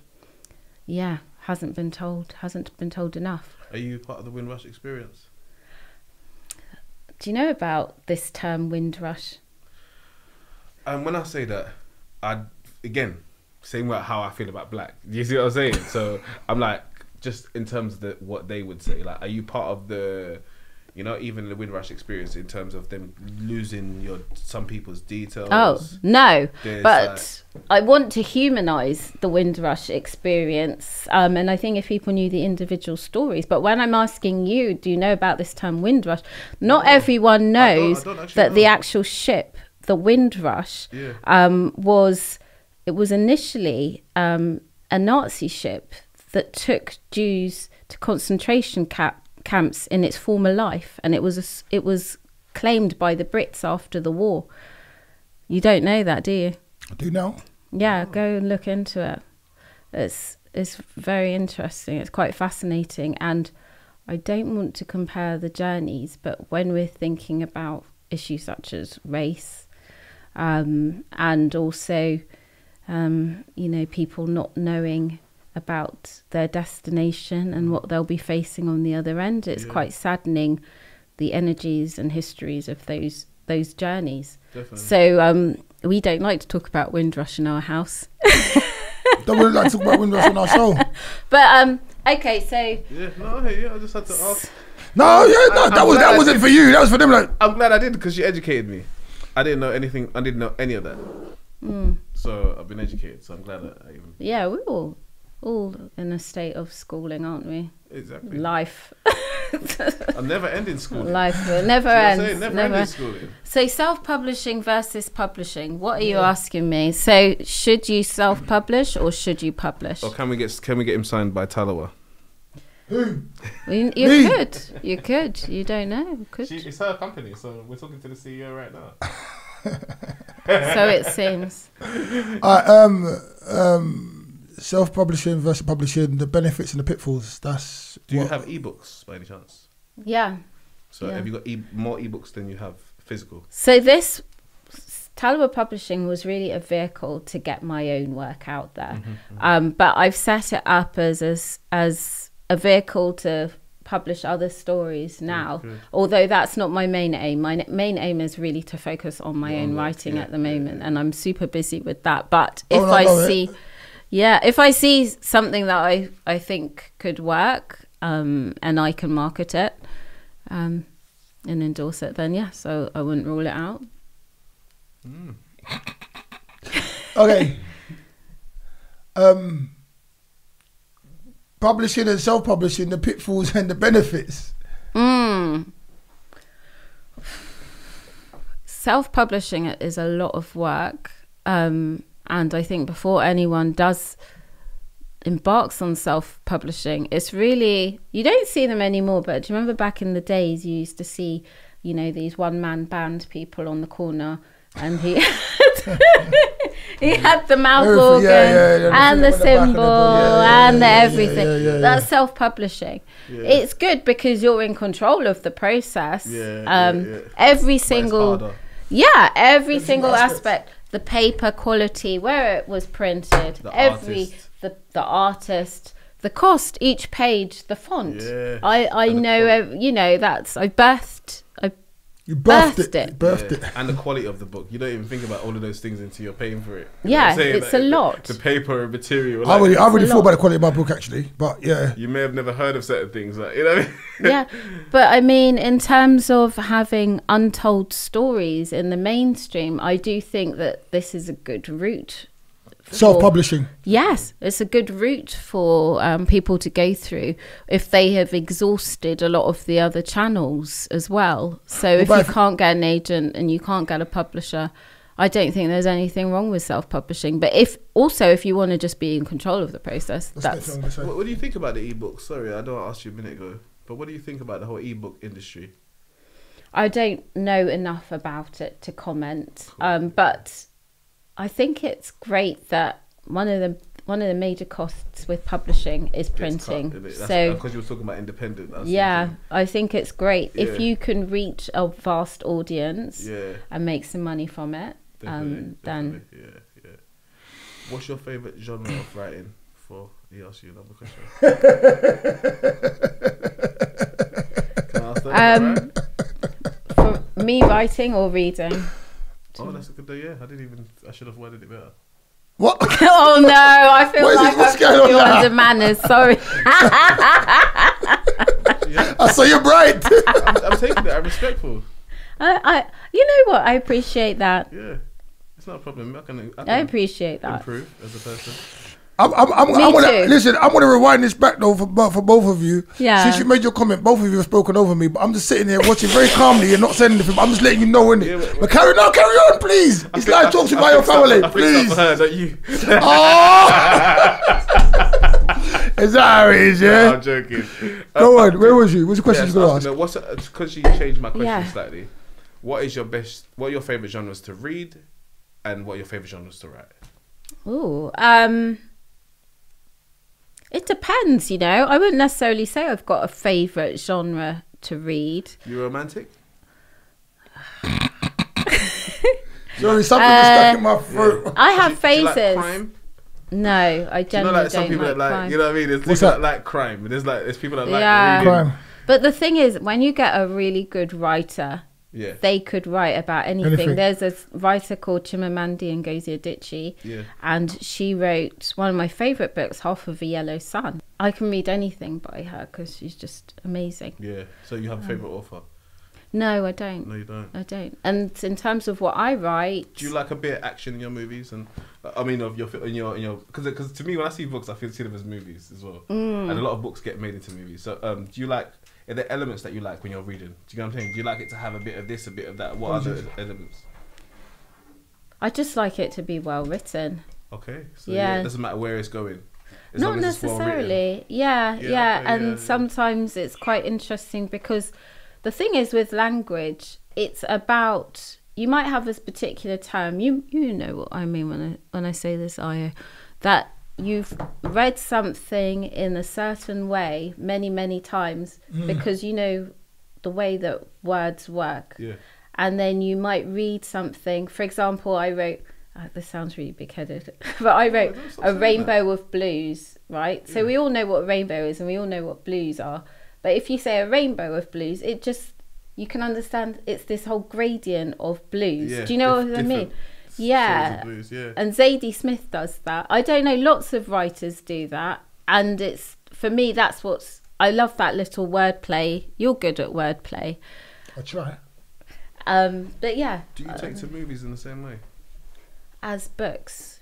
Yeah, I'll watch movies. But are you particular about, you know, like how it's written, how, you know, the dialogue, things like that, being that you're a writer? No, not necessarily. I watch rubbish. You watch rubbish as well? Yeah? And I read rubbish as well. Okay. Yeah. I can't stand rubbish, you know. Watching a movie, I can't stand rubbish. Even reading, I can't stand. If it doesn't get me, she's going. Yeah, but there's some things that are like so rubbish that you like it. No, but then it's not rubbish. It's entertaining. No, you're right. That's what it is with it. It's entertaining, right. isn't it? Seriously, I don't like rubbish. Like there is, like you said, there's levels of like toilet stuff that so toilet that you can watch it. It's so base you can watch it. Yeah. And there's stuff to have a spectrum, but other than the spectrum, but there's some things I just can't read. Start reading. Oh, leave me alone. Start watching. No, sorry. Yeah. I can't do it. It's not intelligent enough, or it's not dumb enough. I found that same thing that you're saying. If I let myself get a bit further, sometimes, not saying all the time, it gets better. Do you know what I'm saying? Like sometimes these things start off really slow. Sometimes I sit there and because I've watched 15 minutes or 20 minutes of it, because I've read half the book, I force myself to read the rest of it, but it still doesn't make it any better. Yeah. That's the same. That's some of the time, but you know, like there is times where you're like, oh, I'm glad I continued watching that. It seemed boring at the beginning, but like, I'm glad I continued reading that because it's this. You're looking at the book like, like, do you get what I'm saying? Yeah, totally. And I've read, like I said, Disappearing Acts, Terry McMillan. There's a book called Monster by a gang member called Monster Cody. He was in the prison in America. Like, I haven't read many books from cover to cover because I'm not a very patient person. I don't sit down for long enough to read books like that. Yeah. So it either has to engross me, has to be the right time in my life, or those are the only two things. I have to be stuck somewhere where I have to read, or I have to read it like in school. That's the only way I read certain books. Like, so I've read another book called Children of Blood and Bone. Oh yes. By Tommy Adeyemi. She's amazing. She's an American fictional thing. Yeah. The reason I could read that from cover to cover because it relates to not only stuff that I like, which is fantasy, but also it's set in like my country and it's got stuff of where I come from, and it's explaining stuff and it's mystical and it's very descriptive, and it's just like.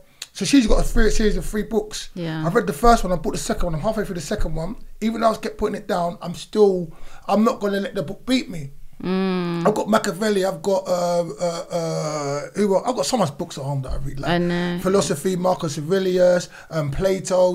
But I only read certain of them, and like that's why I like philosophy because I can read pieces of it. Yeah. But I can't sit down and physically read books unless they engross me, like you were saying. Yeah. But So Terry McMillan. What's it called? Disappearing Acts, and it's so nice when people listen to you. You know, I understand it's really coul. You're not being quiet and listening to me. I really like this. Actually, I can feel it. Well done, Jess. Yeah.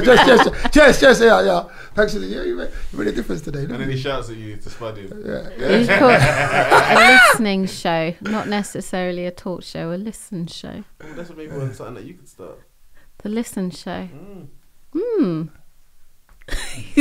I think that's your show. Whoa! I love that. Let the record show this young lady indicated the wizard. I can almost hear you listening. You're a loud listener. That's beautiful. Loud listener. That's a beautiful thing though, isn't it? It's a beautiful thing. That is a beautiful thing. It's a beautiful thing. The loud listener. The loud listener. She was gonna say I liked it. So title another book. I keep reverting back to here. No, I didn't want to answer this question, but I will answer this question. If you go back in history and change one thing, what would it be? About my life. About what? Oh, life. History. Anything. Coming to this. No, you could go back in time. No, you could go back. No, listen. If you can go back in time, remember, and change one thing, you can answer 2 in a few words, not too many words. Agreeing to come on this podcast was one of them. Yeah, what? You're so out of order. No, you just shut up. Someone mute him. Can we mute him, Wizard? Can we mute him, please? Mute him. He says nothing else for the rest of the episode unless he has a spoon. Okay? Yeah. That's a huge question, though. Yeah. Well, we're talking. It's about life. We're talking. One thing in history. Yeah. This is why I told you to send me the questions. No, absolutely. No, I want just raw answers and see what's going to happen now, Jess. Yeah. There's a few of these questions that I've just started formulating. Now I'll be asking my other guests as well. So I feel like I'll put all of your greatest requests or whatever together and see what happens. See what I can. You know what I mean? But anyway, and I want to know about. I think that's a very, very. All right, if for a Monday night. Okay, we'll come back to that. One thing in history. If you had 2 wishes. 2 wishes. You can't wish for more. You need to be thinking about your answers to these questions, and I hope you're listening over there. No, you're gonna have something. Do you know what I would like? I would really like an infinite amount of money. I would. Why? Because there's things that I think money gives you options. Fair enough. It does. With knowledge. I think money with knowledge, yeah. And I think there's so many things I would also just like to do for people. I would like an infinite amount of money. I think there's so many things I could do with it. Mm-hmm. Okay, fair enough. I think that's one of them. Yeah, but I'm only thinking this because I'm so far from Jamaica, but I would really like a mango tree that was like an eternal mango tree. Ripe mangoes. Always had mangoes. Ripe mangoes. Yeah. I love mangoes. Mangoes love you. I love mangoes. Love you. Even when I went to Jamaica, I you got to be careful though with them mangoes. You can't just be. You got to know which ones are ripe. Why? You can fuck you up, you know. No, why? When you get them straight from the tree and it's not ready. Yeah. Some of them can mess you up. Like how? Like I got a big. I was on the balcony when someone was just teaching me. Yeah, those are the ones you can eat. But if you eat that, well, you get the runs. What happens to you? Even Aki can kill you. Oh no, Aki is bad. Yeah, I didn't know Aki that. Aki can be the same poisonous. person was teaching me all of the things that if you get them before they're ready, they can mess you up. Yeah. Aki grows on top of a nut. Or how does Aki grow? No, it goes on a tree. The Aki tree. Yeah, on a tree. Like kind of like look like bells. Bells. Red bells, kind of dangling. 2 wishes. 2 wishes. And don't tell me nothing about the word black. No, I don't hear. Well, you think that would be one of your bloody wishes, though, wouldn't you? 2 wishes for me, or 2 wishes for anyone else? No, you've heard, Jessica. Right. Why you got to be so difficult, buddy? Alright, cool. First wish would be to have unlimited wishes. No, you can't have that. Oh, You can't have that. You can't have that. You can't have that. You didn't say that though. I'm telling you now. Nah, because you didn't say that at the beginning. I've got unlimited wishes now. No, get out of town with that. Come on, then the second wish is redundant if you've got unlimited wishes. You don't need the second wish. But that's because you're smart. If you're smart. No, you're not. Alright, cool. To have power to heal. Yeah. And to have the power to fly, to enjoy it. Heal and fly, you know what I mean? Yeah. Nice. That's it. You don't believe Do you me? know what? No, I do. I like those wishes. I like those wishes. I like that. I like the power to see the future as far or as short as I wanted to look. What would you do with it, even once you've seen it? What would you do once you've seen the future or the past? Try and rectify negative things. Maybe you're not allowed to. No, you're elaborating on my wish right now. But you just and you're not allowed to. And you're not allowed to. No, you're not allowed That's to. mine. I You wanted more wishes, which wasn't fair. You asked me why I wish what I wish, which is don't try it with me, Mr. Sit on the fence. No, you can't do that. You can't do that. The future and the past is going to No. No. So what was that one? And the other one was yours. What was the first one? More wishes. No, fuck off. I want my one. To heal. No, my one. That was beautiful. What's your one? What did I just say, Jess, please? Are you not? You wasn't listening then, was you? Thank you very much. Sorry, sir. Do you know what I said? Sir? Even the listener don't even know what I said. Wow, can we rewind the cameras? Oh my God. So you said the power to see into the future. Either short or fast. How dare you not weren't listening? I was listening. So why could you tell me that? Somewhere else. I'm a bit tired as well. Sorry. Yeah. This is excuses. God. Yeah. And I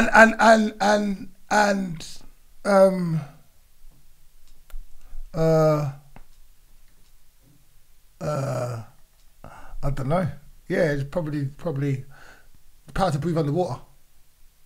You could. I think some of these things you could probably do. No. I mean, breathe underwater like a fish. Like to be was it amphibious? Not amphibious. Is it? What you could do both? What's what you could do both? Like is it amphibian? Isn't it? It's them guys that you see that get. What is? What are you doing?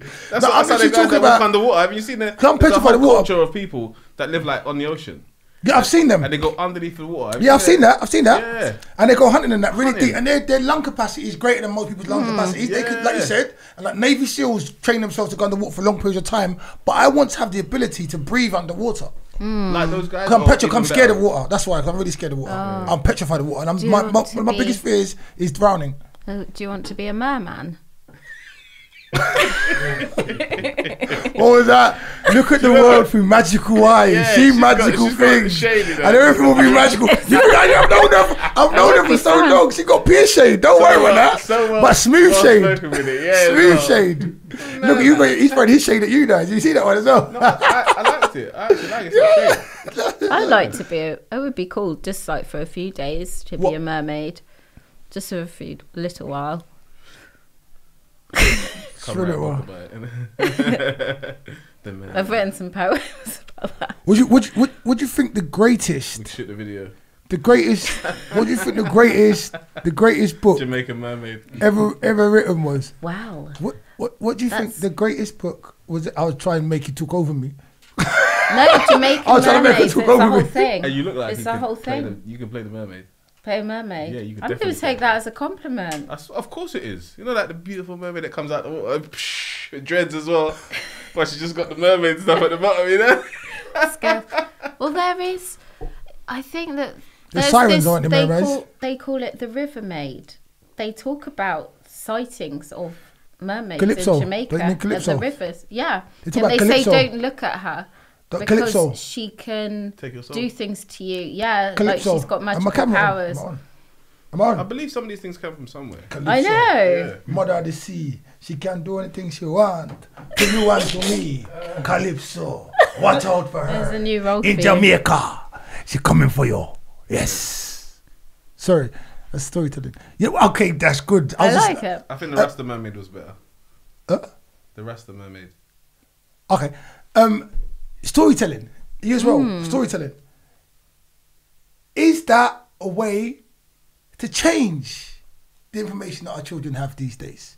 Our children, because of the imagination and everything for children, and because they're so receptive at such a young age, like birth to 5, they learn most of their stuff, is bringing back the old way of storytelling and community allowing, like, maybe not a shaman or nothing, but you know, like back in the day, community in the village, there'll be one person or two people that would hand down the story for the generations. Now, unless you bring your children around these people, like we're speaking to our last guest and being in the nan's house and all that, and I'd hear stories from my older people, not just storytelling, like stories of the family, like the first time Jessica ate a mango, she picked it up and she, you know, that would be a story though, do you know what I mean? And it's a family story.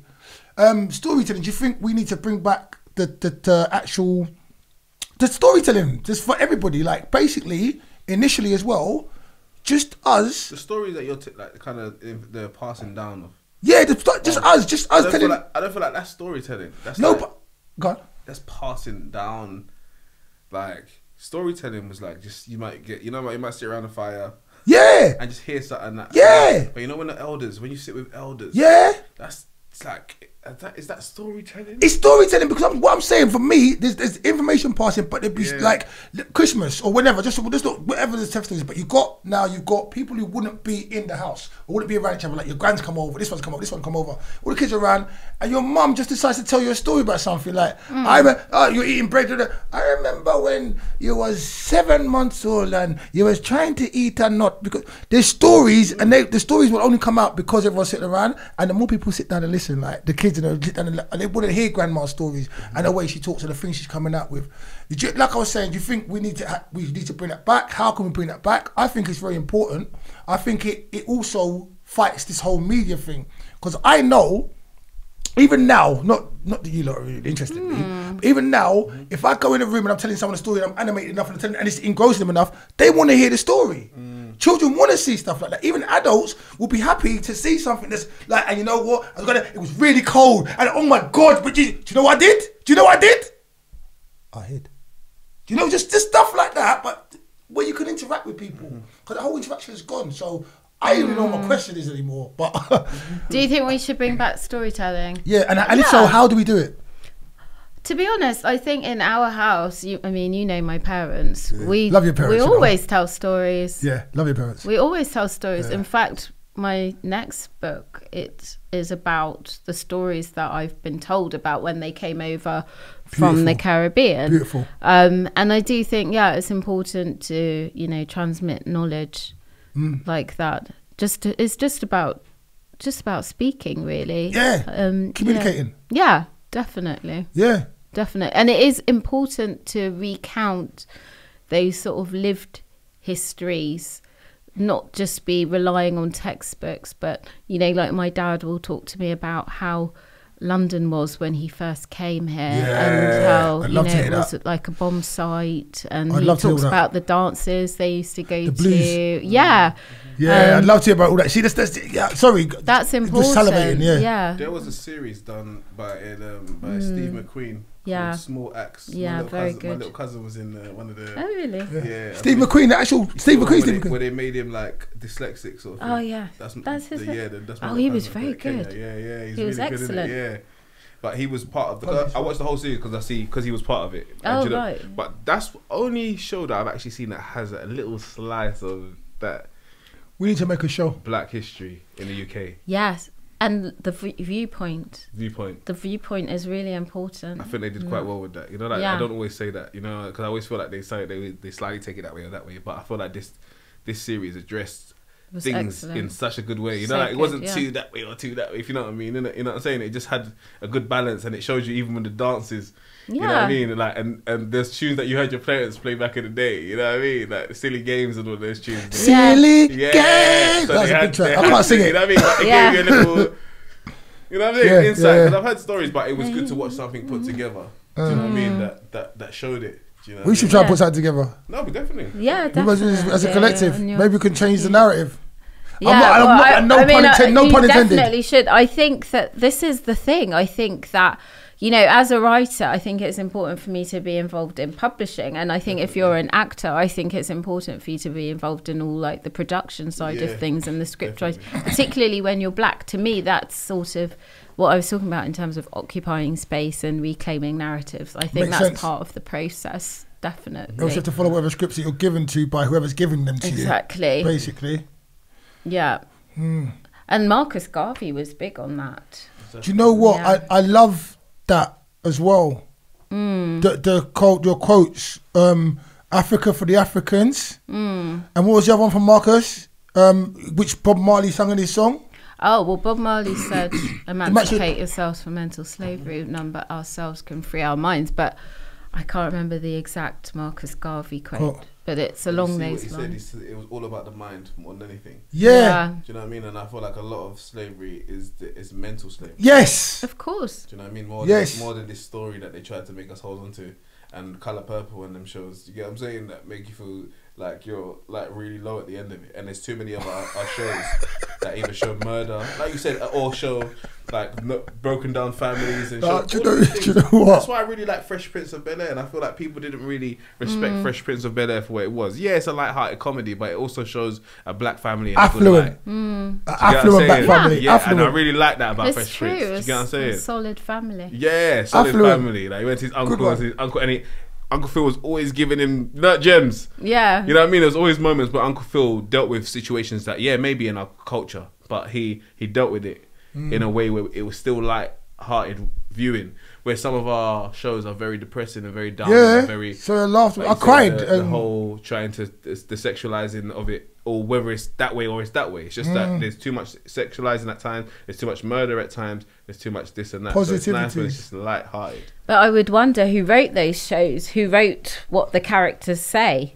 Because I think that you might find that it wasn't black people. I'm scared to say. I'm scared to. You're not scared to talk. But you know, and you're scared to say black. I love that. It was Quincy Jones that was behind it. Yeah, exactly. So them lot come from a time where things were, those things were issues. You know what I mean? I feel like the 90s, had so much more inclusion. Thank you.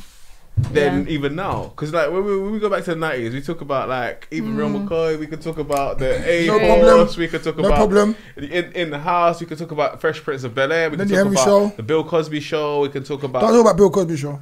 No, I'm just saying as shows, as representation. So we can go into what they were doing after, but I'm saying like just as representation. Yeah. In the 90s, we had decent representation. I feel like I'm not saying it's the best, but it's better than it is now. We had some. That's interesting. Do you know what I mean? Yeah, we've kind of gone backwards in terms of like a representation, because we did. I feel like when we was growing up, I don't know how old everyone is in the room, but we did have. We had a. I'm the oldest. I'm 25. All right, I'm the oldest. No, 26, because I met him. 25 years. Don't even. I was in the club at 1. Don't even. You met me in the club at 1. Yeah, cheers. Yeah, cheers. Let's leave that alone. All right. Moving on. Love telling stories, you know. Yeah, but yeah, and the stories. I just like love the whole storytelling thing. I mean, when I knew you had a book, even though I haven't read it yet, even though I passed on to other people, like I was just so happy and so proud of you. And then knowing it was a black book as well, it gave me another layer to that of pride for the fact of what you've done and what you're doing, and then knowing it was Sophia as well, it's like it's her little sister, you know. That's her sister. Okay. She wrote it for her sister. That's if you say sister, that was her sister before. She's older now. But yeah, so all of those things compiled together, man, it's just very for just like I could just eat you up. It's just fantastic. You said it, you've done it, and it's just amazing. And I think the more celebrations, eat you up, celebrate. I never said celebrate. The more celebrations of young black authors like yourself, people who are positive and doing things from the family inside out, is fantastic. And this is also what we need. Like apart from everything else that we need to make things happen. Do you understand? So I gotta sit down now. Like that's why it sold so many copies. That's why people are happy, because I can take this now to my child, my daughter, and she can see a representation of herself, her form of hair, the person who wrote the book. Do you understand? It's just a beautiful, beautiful thing. And I think even though, what was the question you said about what's happening now? There isn't as many positive representations in the media. They was always kind of like tainted. Even though they were good, they was tainted and doors were closed. Now we've got more control over stuff, because me having you here and you talking, and like your education, the way you talk, it's a beautiful thing. Not every white person is educated, not every black person is educated, but there is examples of that in every walk of life. Not everybody that talks the way you talk can construe the amount of information, the amount of beauty you have in this book. Do you understand what I mean? So it doesn't mean just because you come from a certain demographic, that is what it is. You are a positive role model now, right now. Me, I'm a positive role model right now. This person who doesn't know how to keep quiet when other people are talking, except everyone is on his own phone, he's a positive role model right now. So I'm just saying, in what he would not take away from what he was saying, but in the 90s there were those role models, but I couldn't reach out and touch a lot of them. Now there's people I can actually reach out and touch that are doing stuff that I can say, okay, yeah, I look up to that and I look up to that. Now more for me. Okay, that's interesting. Like I see more of that I can reach out and touch, like within social media. There's just so much stuff. I can't, if I was to go now and go through it, I could give you the lowdown. But we here know another author that wrote a book called Prisoner to the Streets. Great, I don't know. In fact, collectively, I think I've got 1, 2, 3, 4 black authors in my head right now. Oh wow! Like there's one, Robin Travis, Chantel, Stephen Graham, Chantel, Chanel, she gonna kill me, boy. Because she gonna kill me. Chanel, that guy, what's his name? Travis Scott. Robin Travis. Then please allow me. And I've got another book at home that I need to bring the author on board. I bought her book the other day. I can't remember what it was, but I want to bring the book on as well. So I think there's a lot of people now that you can reach out and touch, that you can see on the streets, on the level where we're at, not like are there that are doing stuff and are able to do stuff. No, so I think although that bar that was set there was good and showing the Cosbys and showing this was good, like right, I'm not taking away from that. No. Right now I think if you're prepared to look, or if your eyes are wide enough, there's a lot more for you to like to reach out and say, okay, I can do that and I can do this. There's so many positive things out there right now. Because the internet, you know what I mean? Yeah, that's what I'm saying, because it's so much now. So and you can see it, you can do that. You're not only seeing, although you're seeing the killing, the gang stuff, the drug stuff, you see a lot of that stuff, they give you a lot of that stuff. But you're also seeing, like I spoke about before, I can't remember how old he is, but the young black boy who was at Oxford way before his age. Way before his age. He just recently, it's last year at some point. It wasn't televised a lot. And there's a lot of our youngsters that are excelling to the levels of intelligence and the accolades they're getting right about now. It's crazy. It's mad. Definitely. But you don't hear about it. And if you just look at the numbers, our numbers are high. Like, as in for the intelligence, the achievements, they're very, very high. It always has been. I just hate when I see things like the first black person to... No, but now they can't. But this is my thing. They can't hide it that much no more. You see that every day. Yesterday I saw Wizkid is the first African to get MTV Music Award for African music. Do you know what I'm saying? Yeah. And they like to put us the first. Always like, oh, we're just... You know... You lot are just... Like, you know what I'm saying to you? Yeah. Like, oh, yeah, you're the first black person to... First person. Where's the first white man that can dance? Or where's the... You know what I'm saying? I'm not saying it like that. I'm just giving a stupid example, but there's never... Oh, the first white man to even have a jerk chicken restaurant. Interesting. Do you know what I'm saying? Or the first white woman to... You know what I'm saying? There's nothing's for them to be the first. To be the dancehall. Whatever, it is not. It's not even trivial things because we actually made a lot of things. We in terms of inventions. Yeah, no, I know. Can I say something to you as well? Yeah. Like, that's because the music thing, MTV wasn't around when Fela Kuti was around. They wouldn't be telling you nothing about the way the things he would have bust up. No, but like they said, if they said he was the first African to win the hip hop award. African music, the R&B award. You said he's the first African to win African. So who was winning this award before, bro? So then maybe the award didn't exist before, but you made a category and then said he's the first African to. Of course he is. Yeah, because we know it. Yeah, it didn't exist before. Yeah. The category didn't even exist before. But they like to put this thing out like, oh, we're just landing. We always just landed, innit? Like, you know, we just arrived all the time. Yeah, bro. I never really We've thought been here. about that. Yeah.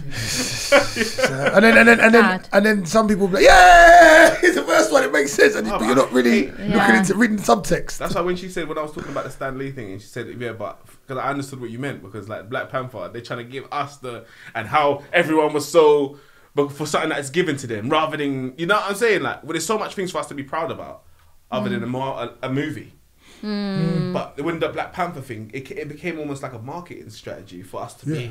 But you know what I'm saying? Like, being overly proud of this movie to come out. But they've taken the piss because I don't know much about that world over as well, but I know a little bit of it. Yeah. Cool, I know a little bit of it, but there's that Stan Lee, DC and Marvel have so many black iconic superheroes that they were black within the comic. In some of them, they even changed to white when they brought them to cartoons. Seriously, they changed it, or they made them brown, as you would say. They kind of augmented their colour, so you couldn't really tell. But there was so many like black superheroes. There wasn't within the people writing them things as much racial conflict as there is in the people trying to put stuff out. That's the best way I can say it. How interesting. That's all I can say. Because you can go back and look at the comics, and they're there. They're there. Yeah. I need a last word from you and a last word from you, please, sir. In fact, I want you to have the last word. So, have you got anything else to say before? I don't mind. You can have the last word. No, I want you to have the last word. Please, let us know about. I'll read something from the book. Sounds great. Yeah.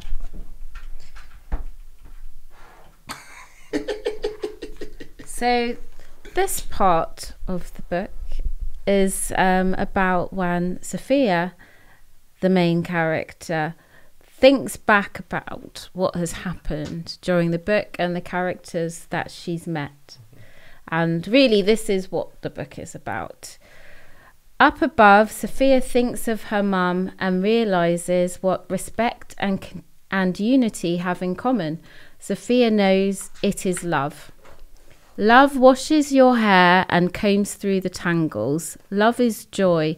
Love empowers. When you are unwell, love buys you flowers. Love is a gift from the ancestors to their sons and daughters. Love is respect. Love is positivity. Love unites us and sets us free.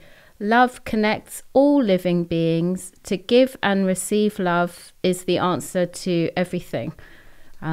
And that's the end of the book. And to me, that's what's most important. That's why I'm here tonight, really, because of you. No offense. Thank you as well. But it's out of love that I've come to have. And I love you right back. That didn't feel too loving. No, she does love me. She does love me.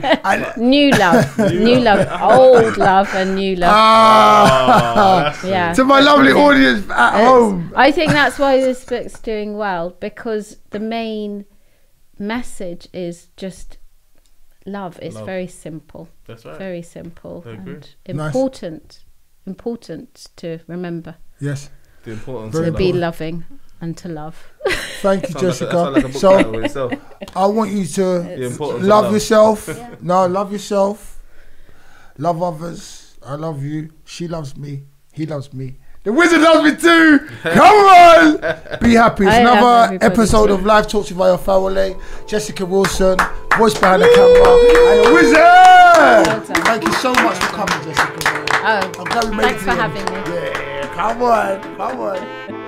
I like that. That was good.